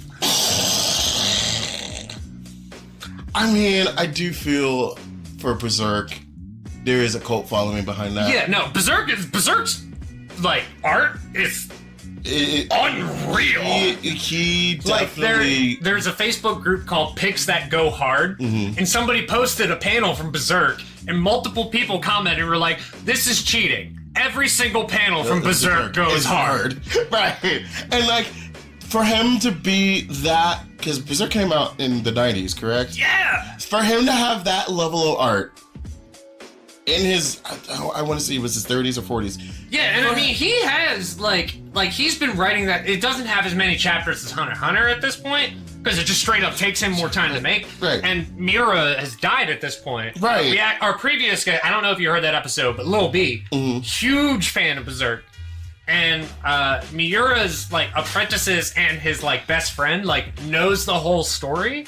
So they're going to try to finish Berserk basically for, like, the justice of the fans. That is a huge undertaking. And they know it. But, like, the whole time through the tournament, they had Tagashi, like, just with Gon's picture. And when it got to the semifinals, I was like, nah, you're doing him a huge injustice and screwing him out of votes by not putting Yusuke and Gon up there. Yeah. Like, that's what honestly makes Tagashi the GOAT, like, anime or manga writer, is the fact that he made both. Like, all of the others just lived in their own single little world. Tagashi was like, nah, I'm gonna make this banger manga, finish it, and then make another. How long do you think? Because who's the other one that's up and rising? That Chainsaw Man. Oh, I don't know. I'm like the mangaka I know that gets the most attention right now is because it literally goes trending every like Thursday on Twitter. JJK. Okay, so the person who made Chainsaw Man is also got that same cult following behind him just because of how young he is. Tatsuki Fujimoto. Fujimoto, yes. Yeah. This man, when it comes to his art, it's just animation style. It's just ungodly levels of just... Yeah, no, that's what drew me into Chainsaw Man was like the fucking animation for that shit. And like then I saw some manga stills and I was like, oh, this is like, this is... As absurd as the story is, it's beautifully crafted. Like Doro Hidoro, that one too is like such an absurd story, and that's also done in the weird like CGI animation. But that it works for it. Right. Because of the noir aspect. No, I'm right there with you. Yeah. So I actually had another thing besides stand-up that I need to convince Doc to do. Go for it. Apparently, there are 3v3 pop culture Jeopardy teams being accepted. Ooh. And I was like, all right, clearly, me, Doc, and Cool Zach. Like, where is our cultural gap in knowledge? See, and he brought this to me, and I said, no. You're forgetting somebody. Fucking TK, right? Because TK brings in a whole different spectrum of cultural knowledge that we could potentially just be. I mean, no. Which one of us covers Fleetwood Mac? You. No! Obviously. You can. You don't, but you can. Like, look, unless they want me to go my own way, we're pretty fucked. Literally just did it. Look, okay, it's like trivia night, right? I'm good for history, which I'm secretly history buff. Not anymore, I guess I disclosed it. Roller coasters, because that's who I am as a person. Certain anime, certain art, like world history art, and surprisingly, world history. But, third member aside, Doc and I need to do this. Okay. Like, am I wrong? I mean, Am I wrong? Why aren't you booing me? I'm right. Stop it. Cannibal. Okay, all right, Cannibal. So here's the thing. I think you both need to do this. It promotes your brand, and also it provides you an access to flex. Yeah, no, I've done something more extreme to promote this podcast. I literally became an elected official. I mean, Jesus and Mero did joking off on MTV2, right? I mean, so. But they didn't become an elected official. I mean, but are you elected official? You're telling me Jesus or Mero wouldn't win an election in Brooklyn? I mean, Mero and Mello just interviewed Martin and Will for Bad Boys 4, right? Which apparently is like outperforming expectations at the box office. I think it did like something like. I'm also surprised that they came back because I did not know that they're back, but here we are. But dude, go back to the Jeopardy thing. I love Jeopardy more than Wheel of Fortune.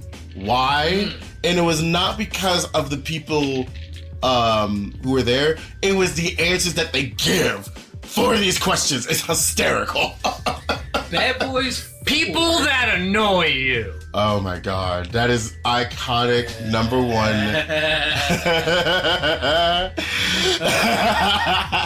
Bad Boys 4 delivered a huge victory over the weekend with 56 million domestically and over 104 million globally, right? Which is pretty good. That's pretty high up there. That's almost like Super Mario Brothers. Especially in today's movie-going climate where you can't get people out to the movies for shit. I actually disagree. How do you think Pharrell's gonna do with his Lego biopic? Furiosa just bombed technically at the box office. And yet it is lauded as a cinematic achievement. Yeah, and they spent a ton of fucking money. So I'm going back to your argument with people going out to the theaters. I believe that now that COVID kind of did its course, not saying it's over, not saying that it's over, do not take that out of context. It's still here. It will always be here. It will never leave. It just changes forms. More people are willing to go back to a sense of normalcy. And the sense of normalcy was going to the theaters on Friday night. Yes, it's $30 as opposed to right. 15 for us growing up. For what? F&M? No, movie theaters. Oh, if you want to go to movie theaters on Friday night, how much was a ticket? How much was popcorn? I would say like a ticket was like $7.50. Maybe it was like $12.50. Yeah. And then popcorn was like $4 or $5. So boom, $20 right there. The last time I was in theater was the Digimon movie. Digimon Try. No, not Digimon Try. Digimon 02. The season 2 gang. And I spent like $50 between 2 tickets, popcorn, and all that stuff. Damn. Yeah, but see, and we just talked about this last episode because we were talking about Furiosa underperforming, and I believe it was another Variety article that was like Furiosa was never meant to save Hollywood, and we should stop expecting movies to save Hollywood. I wholeheartedly agree. I said it is what we really need to focus on is changing the movie-going experience. Nobody wants to pay, $30 for 2 tickets and then $50 by the time you're done with snacks and shit for the kind of environment that most movie theaters are. Right now, you have some movie theaters like I think the Alamo are down in Texas. And certain movie theaters now are doing like entree meals and allowing alcohol to be served because it's time that if we're going to be charging those kinds of outing prices, then we need to treat it like that kind of a fucking outing, right? It won't surprise me if movie started. Some theaters do serve food. Yeah, and I honestly think that's the next projection is in order for more people to go out more often, you need to incorporate another way to drive down costs. Because people spend money on food. Yeah. So, and I think, you know, for the longest time, movie theaters have been coasting on the fact that they were the only way to see movies. And now, at this point, I mean, Godzilla Minus One just dropped on Netflix, right? After doing great, but I don't know if it made its money back, right? Because I feel like they pulled it kind of early. And it was one of those movies where once it was gone out of theaters, everybody was like, oh, that movie was fantastic. We need more of that. And as the Variety article that we talked about last week reported, movies that have had a chance to sit in theaters longer are doing better numbers. Right? They want these huge opening. Like Barbie. Well, how long did Barbie was in the theaters before they pulled that? Yeah. Well, I just want to say, like, when I think of movies that had a really long time running in theaters, I don't know if y'all remember this. Lord of the Rings: Return of the King was literally in theaters for a calendar year. Yeah, and they don't do that anymore. Like, it's opening weekend or die, right?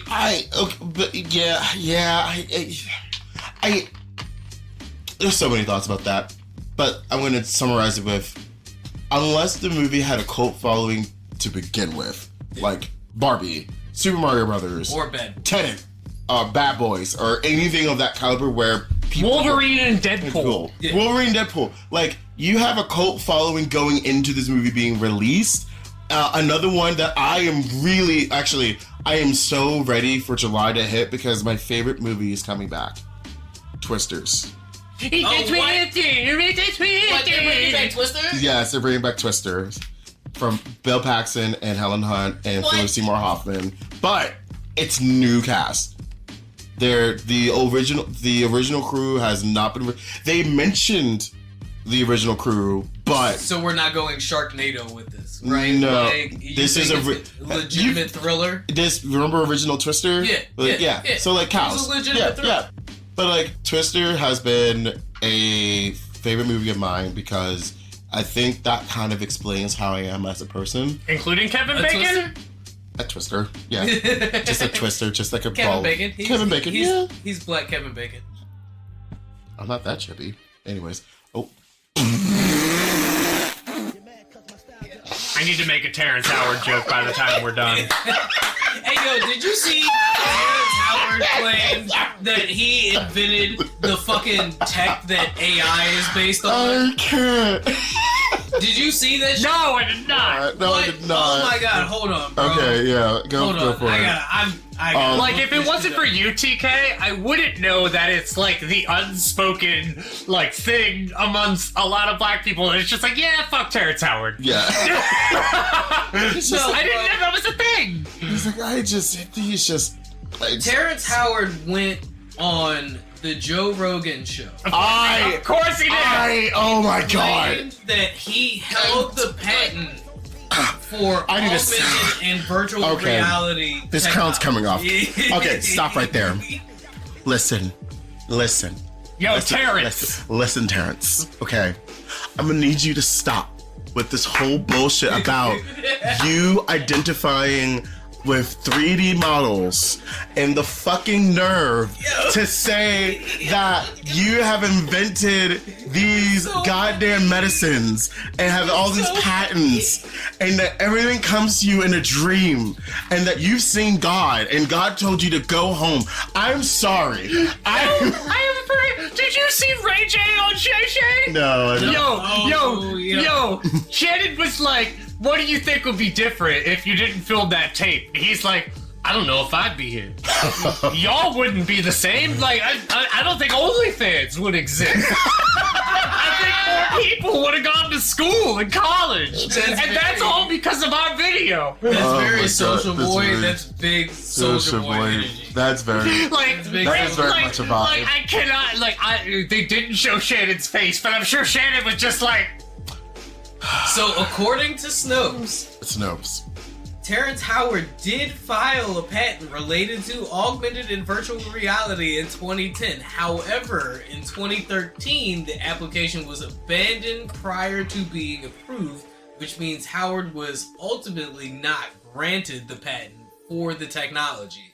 Now, Okay, so he's a bitter ex. does that mean that Terrence Howard was not telling the truth?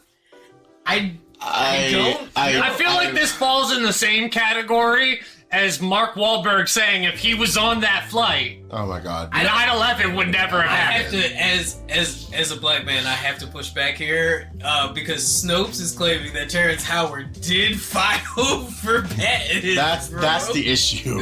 It's the file. It's like they're acknowledging that. So, Terrence like, Howard wait, happened. would Mark Wahlberg have a viable claim if he was flying in the air at that time? If he was helping, with Jon Stewart with 9/11, then maybe.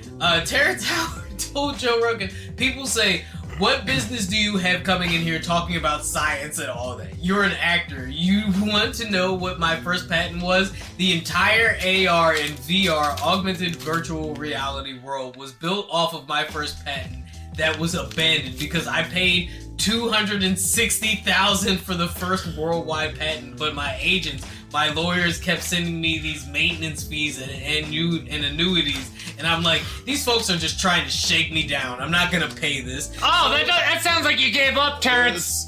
Sounds like you gave up. I will say this. Would Sam Altman give up? No. Did you also hear about him with the medicines? Because that's the other thing. Yeah, So I think that's. Oh God, Terrence. the medicines is the one that I adamantly just like full stop, time out, red card. It really is just fuck Terrence Howard, It's isn't just it? like time out. Here's a red card. I'm throwing it on the battlefield. The medicine is what really just gets me going because Yu-Gi-Oh! Or Magic Battlefield? just neither. We're going back old school. We're going back Pokemon. All right.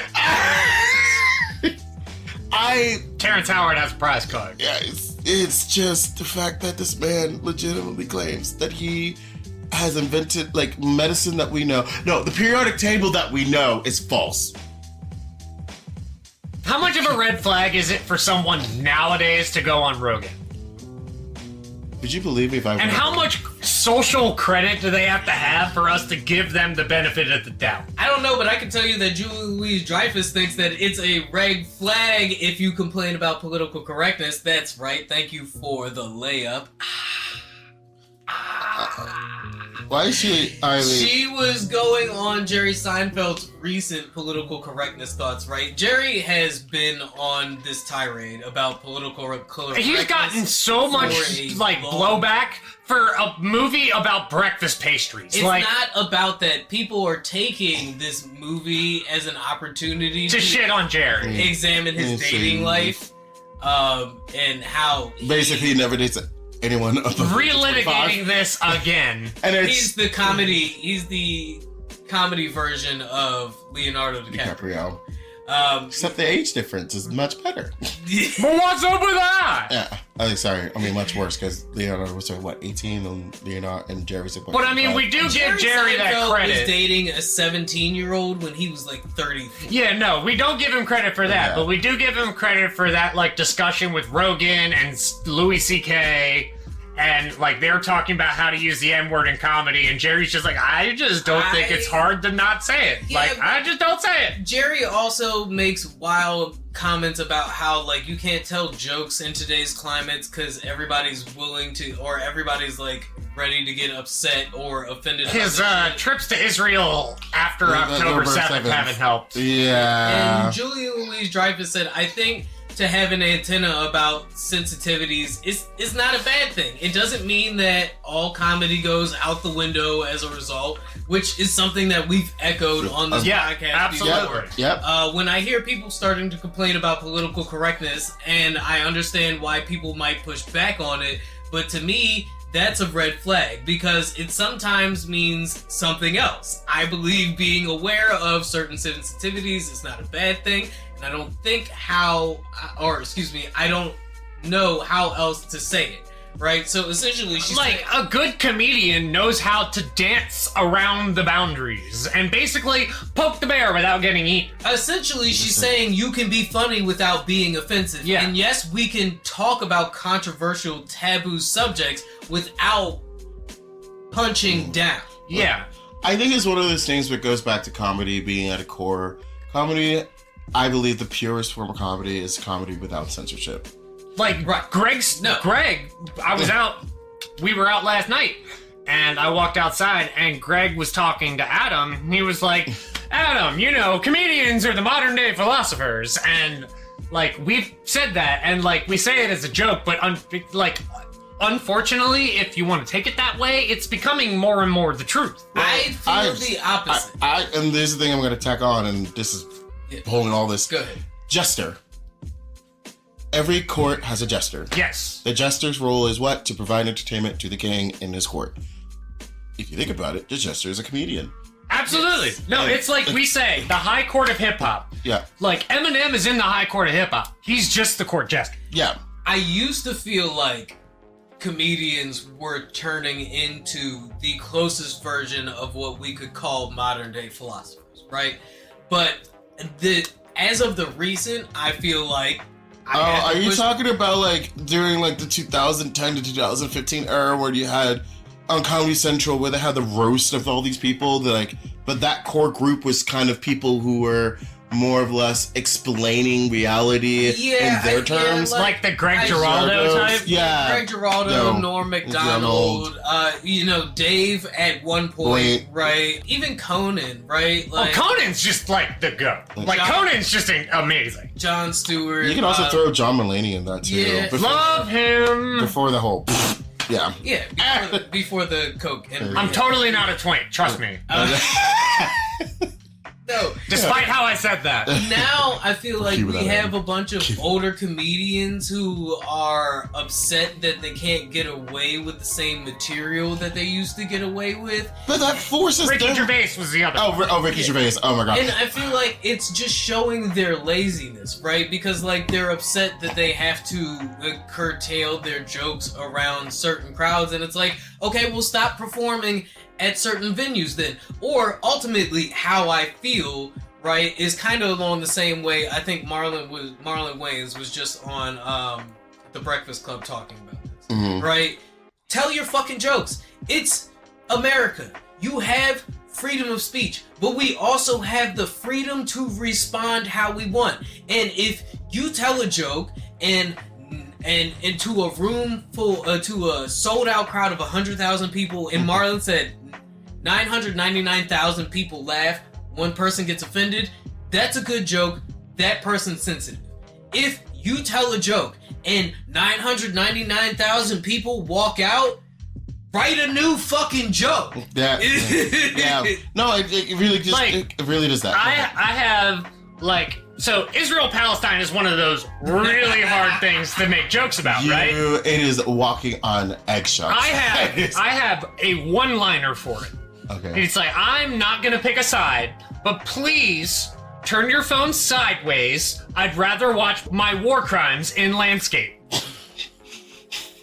That's it. That's the only joke I have. That's a pretty good. That's a pretty good one. Yeah. I have to agree with Julia Louis-Dreyfus. I'm tired of comedians bitching about crowd sensitivity. I agree. I feel like there's a good way to do controversial material that is essentially poking the bear, and what agitates the bear just changes.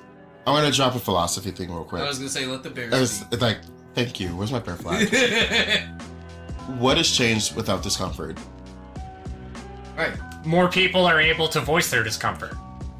But if there's no discomfort, how can we change? There's no growth without discomfort. It's honestly, that's basically magic relevance. Yeah. It's honestly like talking about Stacks. Yeah. You know Stacks is working when they don't do anything. But when they don't do anything, how can you tell it's working? It goes back to just saying that comedy in itself, because I tried to do improv in college and that just didn't work out for me because ADHD, unmedicated.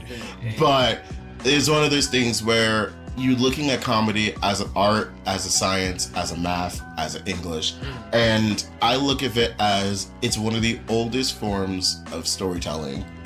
And the thing is there are comedians who look at comedy at every single angle you just listed. Yeah, Because exactly. there is so many different ways to write a joke. And I think that's kind of my point here, right? Or the point I've been trying to make since I kind of started this argument is that it's crowds aren't becoming worse. Like George Lopez just walked out of a fucking show, right? Because he was getting heckled.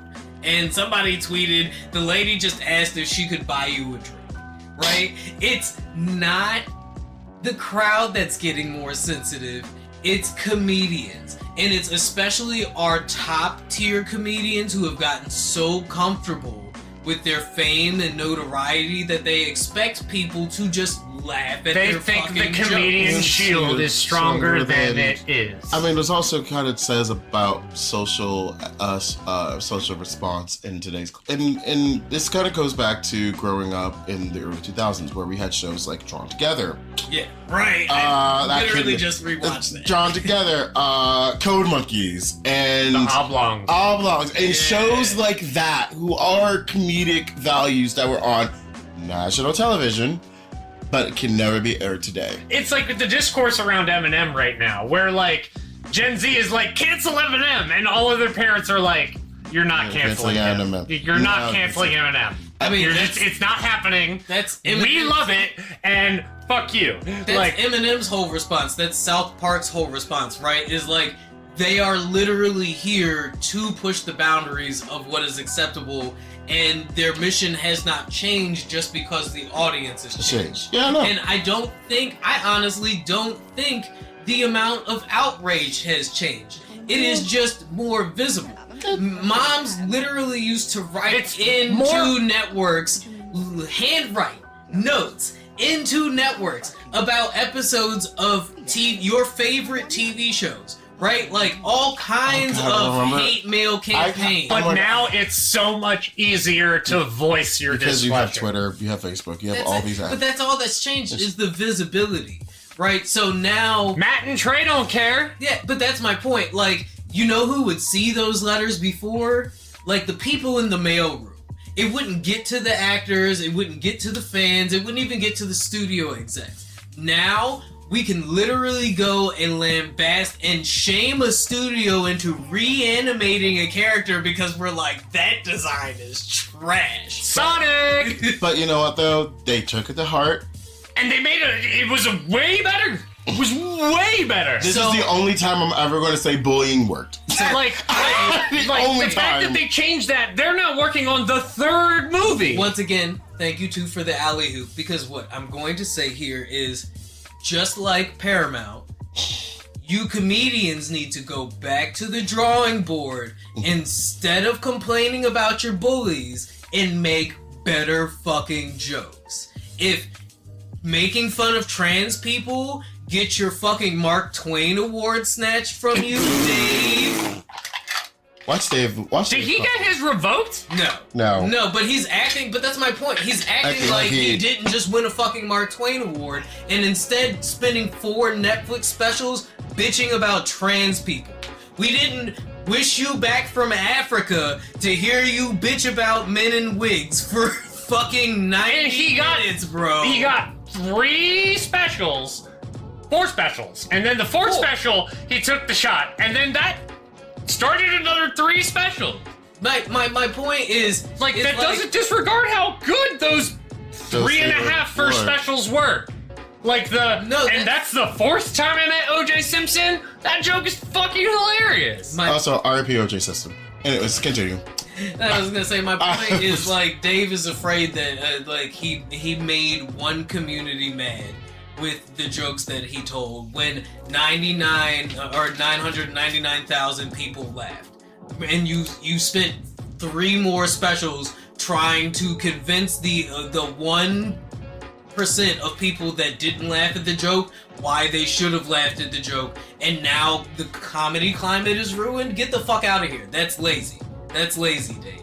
Sorry. And I love Dave Chappelle, right? I think Jerry Seinfeld can be funny at times, but I'm just like, comedians bitching about social climate needs to stop. I agree with Julia Louise-Dreyfus. I agree with Julia Louis-Dreyfus too. I just feel like we need to get baseball. I also think it's hilarious that Jerry Seinfeld is complaining about the difficulty of doing comedy while he made his career on a show by Larry David. Last night, we experienced a straight up Curb Your Enthusiasm moment. Like, I'm sitting there, like, watching the comedy show with my glass of white wine, and this guy who wears a skirt just walks up real close to me and says, "You have a problem with me?" I don't know the guy's name. I've seen his set before. It was not a skirt. That was like, I guess it was a long. It was like a hula skirt. Was it? But like all fabric. Skirt. It was like a yellow. Was it a dress skirt? Yeah. Okay. Yeah. I know what you're talking with like a polo on top. Yeah. Okay. And I'm like, he was like, "You have a problem with me?" And I'm like, "No." And like he stared at me. I'm like, "I saw you at Fielders, which is the black mic I perform at." I'm like, "You did the joke about having the largest manhunt in county, you being in the sex offender registry, and what? The one other really extreme." And he explained them all really, really well, actually, like perfect jokes. And he was like, "Yeah," and I'm like, "But no, I don't have a problem with you." And Doc is right behind me, trying to not crack up, because he's like, "Oh my god, Dan in this situation is Larry fucking David." Like, can you imagine him getting into a fight with a guy wearing a polo and a dress that he didn't even start? I mean, that's basically just that's I didn't even start it. He comes up to the guy and drinking white wine. That is some privilege. And I'm like, that is some privilege. I'm like, I don't even know your name. Like, I laughed at your set. Like, it was so bizarre. And like, he was like, "Okay," and just like, and now like every time I see him now, it's gonna be weird. Like, did he think that you would do something to him? I don't know. That is honestly. Dude, it was so awkward. Oh my god, some of these people, these queer people, just like, I don't even know his name. I don't know what to say. Their name. I don't know how to react in this scenario. I would be confused too. Yeah, there's another comic, Jamie, and they're great. Like, Jamie makes me laugh every time they go on stage. But I also know, like, Jamie is they, so I'm used to that. Yeah. With this other them, I'm not sure, because it seems just like a bit that is just a dude wearing a dress. So the thing is, there's so many things that you can approach this. There's one where this is their way of expression, sexual expression. But it's also hard to like wear that on stage without addressing it. But also no pun intended. No pun intended. Totally intended. That pun was totally intended, and you know it. It was actually not. I'm just clever. Do I need to give you a baseball and hit someone with? No, but it was like, I had a situation earlier this week where I had to contemplate whether or not I had to beat a deer to death with a baseball bat. Can we, I just want to say this. One of the things I want to reenact from a movie is The Office. It's the printer scene. Oh, from Office Space. Yeah, Office Space. Sorry, not the Office Space. Yes, thank you. It's reenacting the entire scene from the beginning with the jukebox to the end. There's literally a rage room right up the road. I know there's a rage room, but they don't have a fucking printer. If someone has a professional office printer... Look. Here's what you do. Whoa. You buy a $40 printer. No. You print as many Magic the Gathering proxies as you can, and then you destroy that shit. No, it doesn't work. No, I want a fucking... We go to Xerox. And we get one of their printers. We go to Kinko's. Oh, sorry, they don't exist. We go to UPS. We go to UPS. We get one of their printers, and we bring that bitch to Baltimore, downtown Baltimore, right in front of the harbor, and just smash it and make sure that everything goes away. Because I want cars maximum destruction, disrespect your surroundings, and have a good time. You know what that reminds me of? The fucking mini breaks that you would get in old fighting games like Street Fighter. There was yeah. Mortal Kombat. It was the test your might.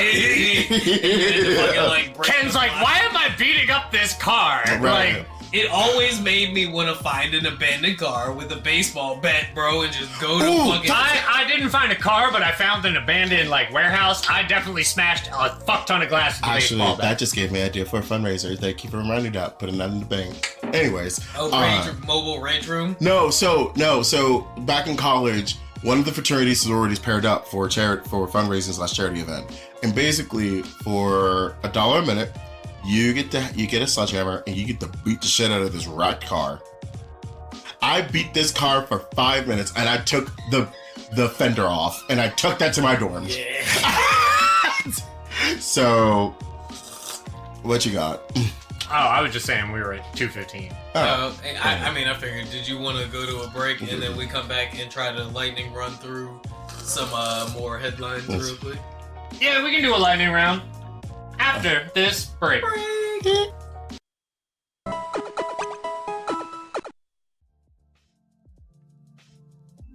So, we're gonna rapid fire some things that I've written down and Doc has written down, and they are bizarre. Hit me. So, apparently IKEA will pay real-life money to people who will be virtual Roblox store workers. Hell yeah, I want to be a Minecraft character so bad. Too bad it's Roblox. Oh no. Can we just change that to Minecraft instead? No, because Steve is broken in Smash. First time I played against Steve, and I'm a Richter main, and he shot that, cart at me, and I'm jump, and I didn't move. I'm like, oh, I'm in danger. Being a blocky is very good. And he takes on this, Doc. I just feel like we're getting closer to Idiocracy meets Ready Player One, and I don't know how. Why would you bring up that? I don't know how all ready I the am books for to bring up. Ready Player One is just. I couldn't get through Ready Player One. Ready Player One reminded me of this is what happens if white America succeeded. The book was actually full of too much fan service for me, and at a certain point, with all the references being dropped, I was just like, it was taking me out of the immersion. I haven't seen the movie. I feel like I have. Ready Player One was. It's okay. See, I feel like it would be a better movie than it would be a book. It's okay. I won't spend more on that because, go on record, the author was problematic as fuck. But also, most authors in the 90s were problematic as fuck. Lord of the Rings. Stephen King managed to dodge all of those bullets.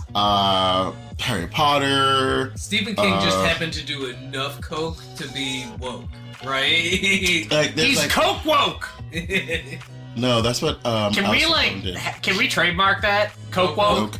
Get that on the merch. Merch, baby. All of the 80s liberals are coke woke. That's merch, baby. I don't know what happened behind me. I don't know what that was. Next one.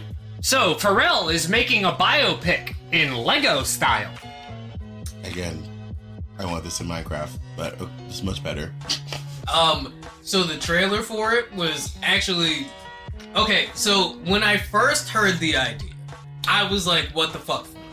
And then I saw the trailer for it, and I was like, "Okay, you know what? Somebody with Pharrell's kind of absurd approach to music, a Lego movie biopic feels good." And when you see the trailer, you'll be like, it's got Jay-Z in it. It's got Kendrick Lamar. Drake. No Drake. I know. No Drake. We can't go down that rabbit hole because I heard y'all twos about last episode about that, and that said I almost got me in a car accident, especially you, Doc. While we're here, can we talk about the pop-up and Ken and Friends event? Because Kendrick Lamar is doing a pop-up concert called the Pop-Up with Ken and Friends event, and it's going to be live streamed on both Twitch and Amazon Prime. That's amazing. Kendrick is for the culture. This is why Kendrick is the way that he Victory fucking lap, and it has been confirmed that Not Like Us will be performed at the Pop Out with Ken and Friends event. Next one. Attack on Titan musical is coming to Broadway. I recently saw clips from the Dragon Ball Z stage play, and it was a lot better than I thought it would be. Yeah, it was on that level of that Resident Evil. Let me put it this way: if you've ever seen the Lion King stage play, oh my god, then where they use the whole theater, then you would not be disappointed with the Dragon Ball Z. Like Phantom has historically always used the whole theater. Like the whole, like one of the main points of Phantom is the Phantom showing up on the chandelier. Now, something I might be disappointed with is I have recently become aware of them in Disney's latest streak in live-action adaptations is apparently going to be a live-action adaptation of Hercules. It is rumored to be directed by the Russo brothers, which gives me a little hope. I got zero hope.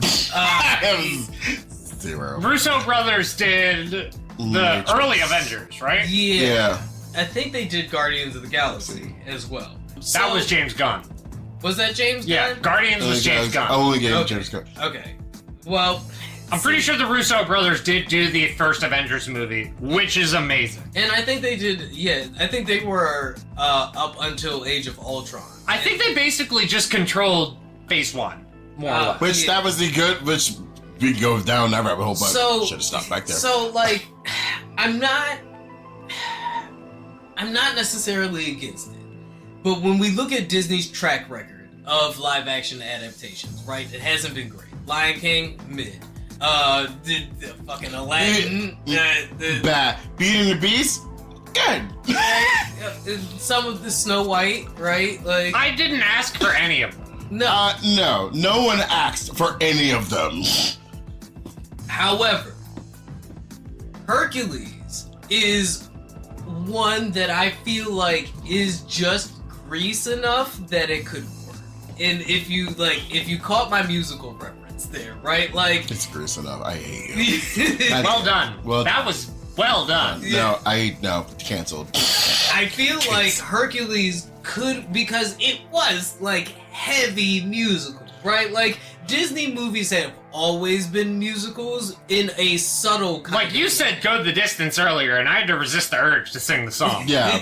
I also, also a musical that I think will do really good, but they will never touch it because of its religious connotations. Hunchback of Notre Dame. Ooh. If that Prince was of Egypt as well. They would. Yeah. Oh my God. If those two ever hit Broadway. Right. Like it's even wild to me that was like Prince of Egypt was a summer blockbuster. Yeah, because Prince of Egypt is a sleeper and it's a fucking banger. And it's like straight up at the same time Christian propaganda, but we don't care. That's a fucking banger. No, I don't, because it was also one of the only movies to feature like dark-skinned Egyptians. And like, I know that's like a hot take for some people, right? But like, multiple things can be true at once. The multiverse theory, but also on that same goal for going tying up a Hercules. Hercules. God, I am so traditional. You hit the traditional approach to it. Oh my God! Look, the only thing that I need from this musical is have the opening number that you just alluded to, with 3 black ladies on the jar, and that's it. That's it. No, if it does not hit that hard in the beginning, it's a flop. So next. One of my favorite Disney songs is from Hercules, and it's oh no. Don't wait, I won't say it no more. So the internet has speculated on who should be the muses so far, and we have Jennifer Hudson, Kelly Rowland, Janelle Monáe. I was about to say, it should literally just be Destiny's Child. Yeah. It should just be Destiny's Child. Must be outside. Some people were suggesting Lizzo. I definitely need me some Jennifer Hudson's gotta be in there. fucking movie. Janae Monroe has to be in there. Kelly Rowland, I feel like is a good fit too. No. But I need me some Jill Scott. Yeah, I was just thinking. Yes, Jill Scott would be perfect. Jill Scott, Jennifer Hudson, Fantasia. Ooh, Janet Monroe. Fantasia and Janet. Oh my god. So you're just going straight up for the powerful voice and the curves. Also, you know what? Fuck it. Let's add Janet Jackson to that mix. Yeah. Why not? Why not? Why not? Somebody has to fit the undercut dress. It reminds me, and this is another callback to all my musical lovers, Little Shop of Horrors. Oh yes. If I remember correctly, that was Beyonce in there too. No, it wasn't. It was Tisha Campbell and what is her name? Fucking Pam from Martin as well. I can't remember. Tisha Arnold and Tisha Campbell and Michelle Weeks. As well as it was just them three. Yep. Because it was they were like a little trio in it. Yeah, no, listen. Get those three on, call it a day. If you haven't seen Little Shop of Horrors, go back and watch it. Banger. Next one! I have a take. Uh-oh. Shannon Sharp is creating the ESPN CU. Ooh. The ESPN Cinematic Universe. Is he Thanos? Because he has his Nightcap podcast, and like, the day that ESPN had Monica McNutt on with Shannon and she went off on Stephen A. and Stephen A. was like, what? Shannon was then like, I'm gonna have Monica McNutt on my show that same night, which Stephen A. had to then respond to. And then there are these other people that are covering all of these other people, and it's become the ESPN Cinematic Universe, and it's goddamn popcorn. So, I don't know any of these people except Stephen A. And the reason why I know Stephen A. is because his face is recognizable, and you know Shannon Sharp. You seen the Cat interview? No, I've not. You've not seen the Cat Williams interview? I mean, he's been tripping around the world. Oh, right, that's true. Like, I'm a Christian. You gotta catch up on 2024. I was sick. This is the year of the hater. I don't know if you figured that out yet. Wait, we have Dio? We have Kendrick. That's close enough. No, I went Dio. No, actually, here's the thing. If Dio could come back, if Dio possessed someone in real life, who would he possess? Kendrick Lamar. No, it cannot be Kendrick Lamar. Donald Trump. I don't know. No. Was it fucking... Dio is big enough of a hater to embody Donald Trump. I don't know. Was it I don't know. I think where Kendrick was like, I hate the way you dress. I hate the way you talk. Yep, it was Euphoria. It was Euphoria. First one that dropped, he's like, I hate everything about you. But I don't know, you know nothing about that. But like Kendrick, no, nothing about that. No, but like the problem is, yeah, he has hating energy, but Dio's also just straight up evil. No, nothing about that. I mean, the nigga kicked a dog. The first thing he did when he established dominance. When he showed up on the Joestar residence was kick the family dog. I don't think Kendrick has any. I don't think Kendrick would not allow that. Well, all right. Let me say. So, yeah. I told you earlier a deer ran into my car. Yep. I had to walk up later and get a picture of the deer for the insurance claim. Mm-hmm. And the deer moved from the shoulder from which I thought it was dead onto the sidewalk. Somehow. And when I went to go take a picture of that deer, immediately its head popped up. And I was thinking to myself, I'm like, I don't have the heart to beat this deer to death with a baseball bat on the side of a residential road.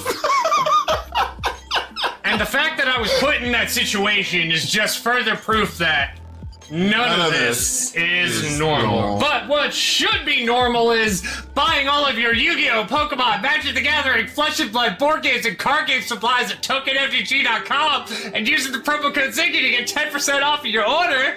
I don't know why you're staying way deep in my core. Yelling so loud. We are so in the red right now. Like, I want y'all to know that I'm normally the loudest person in any social climate. Dan is, like, literally second in command. It's me and Aubrey Richardson. Like, that's it. Like, he and I have actually had a loud off in the mall to, like, see who can be heard the loudest from Quiznos. Oh, my God. Rest in peace. You know what we're talking about. And you know exactly what I'm talking about. What also should be normal is following us at the Flood Pod on everything, and that is on everything. TK, go ahead and drop your handles one more time for the folks. For the Instagram lovelies, it's Lord Thunderknight, all in one word.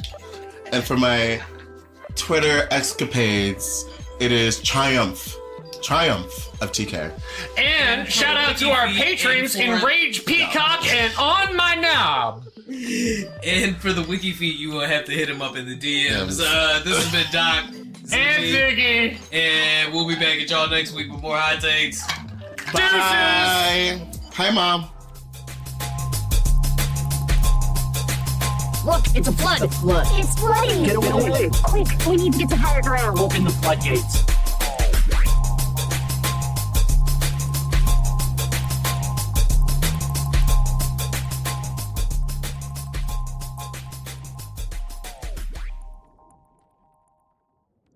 Wait, why can't we talk about Black Sabbath?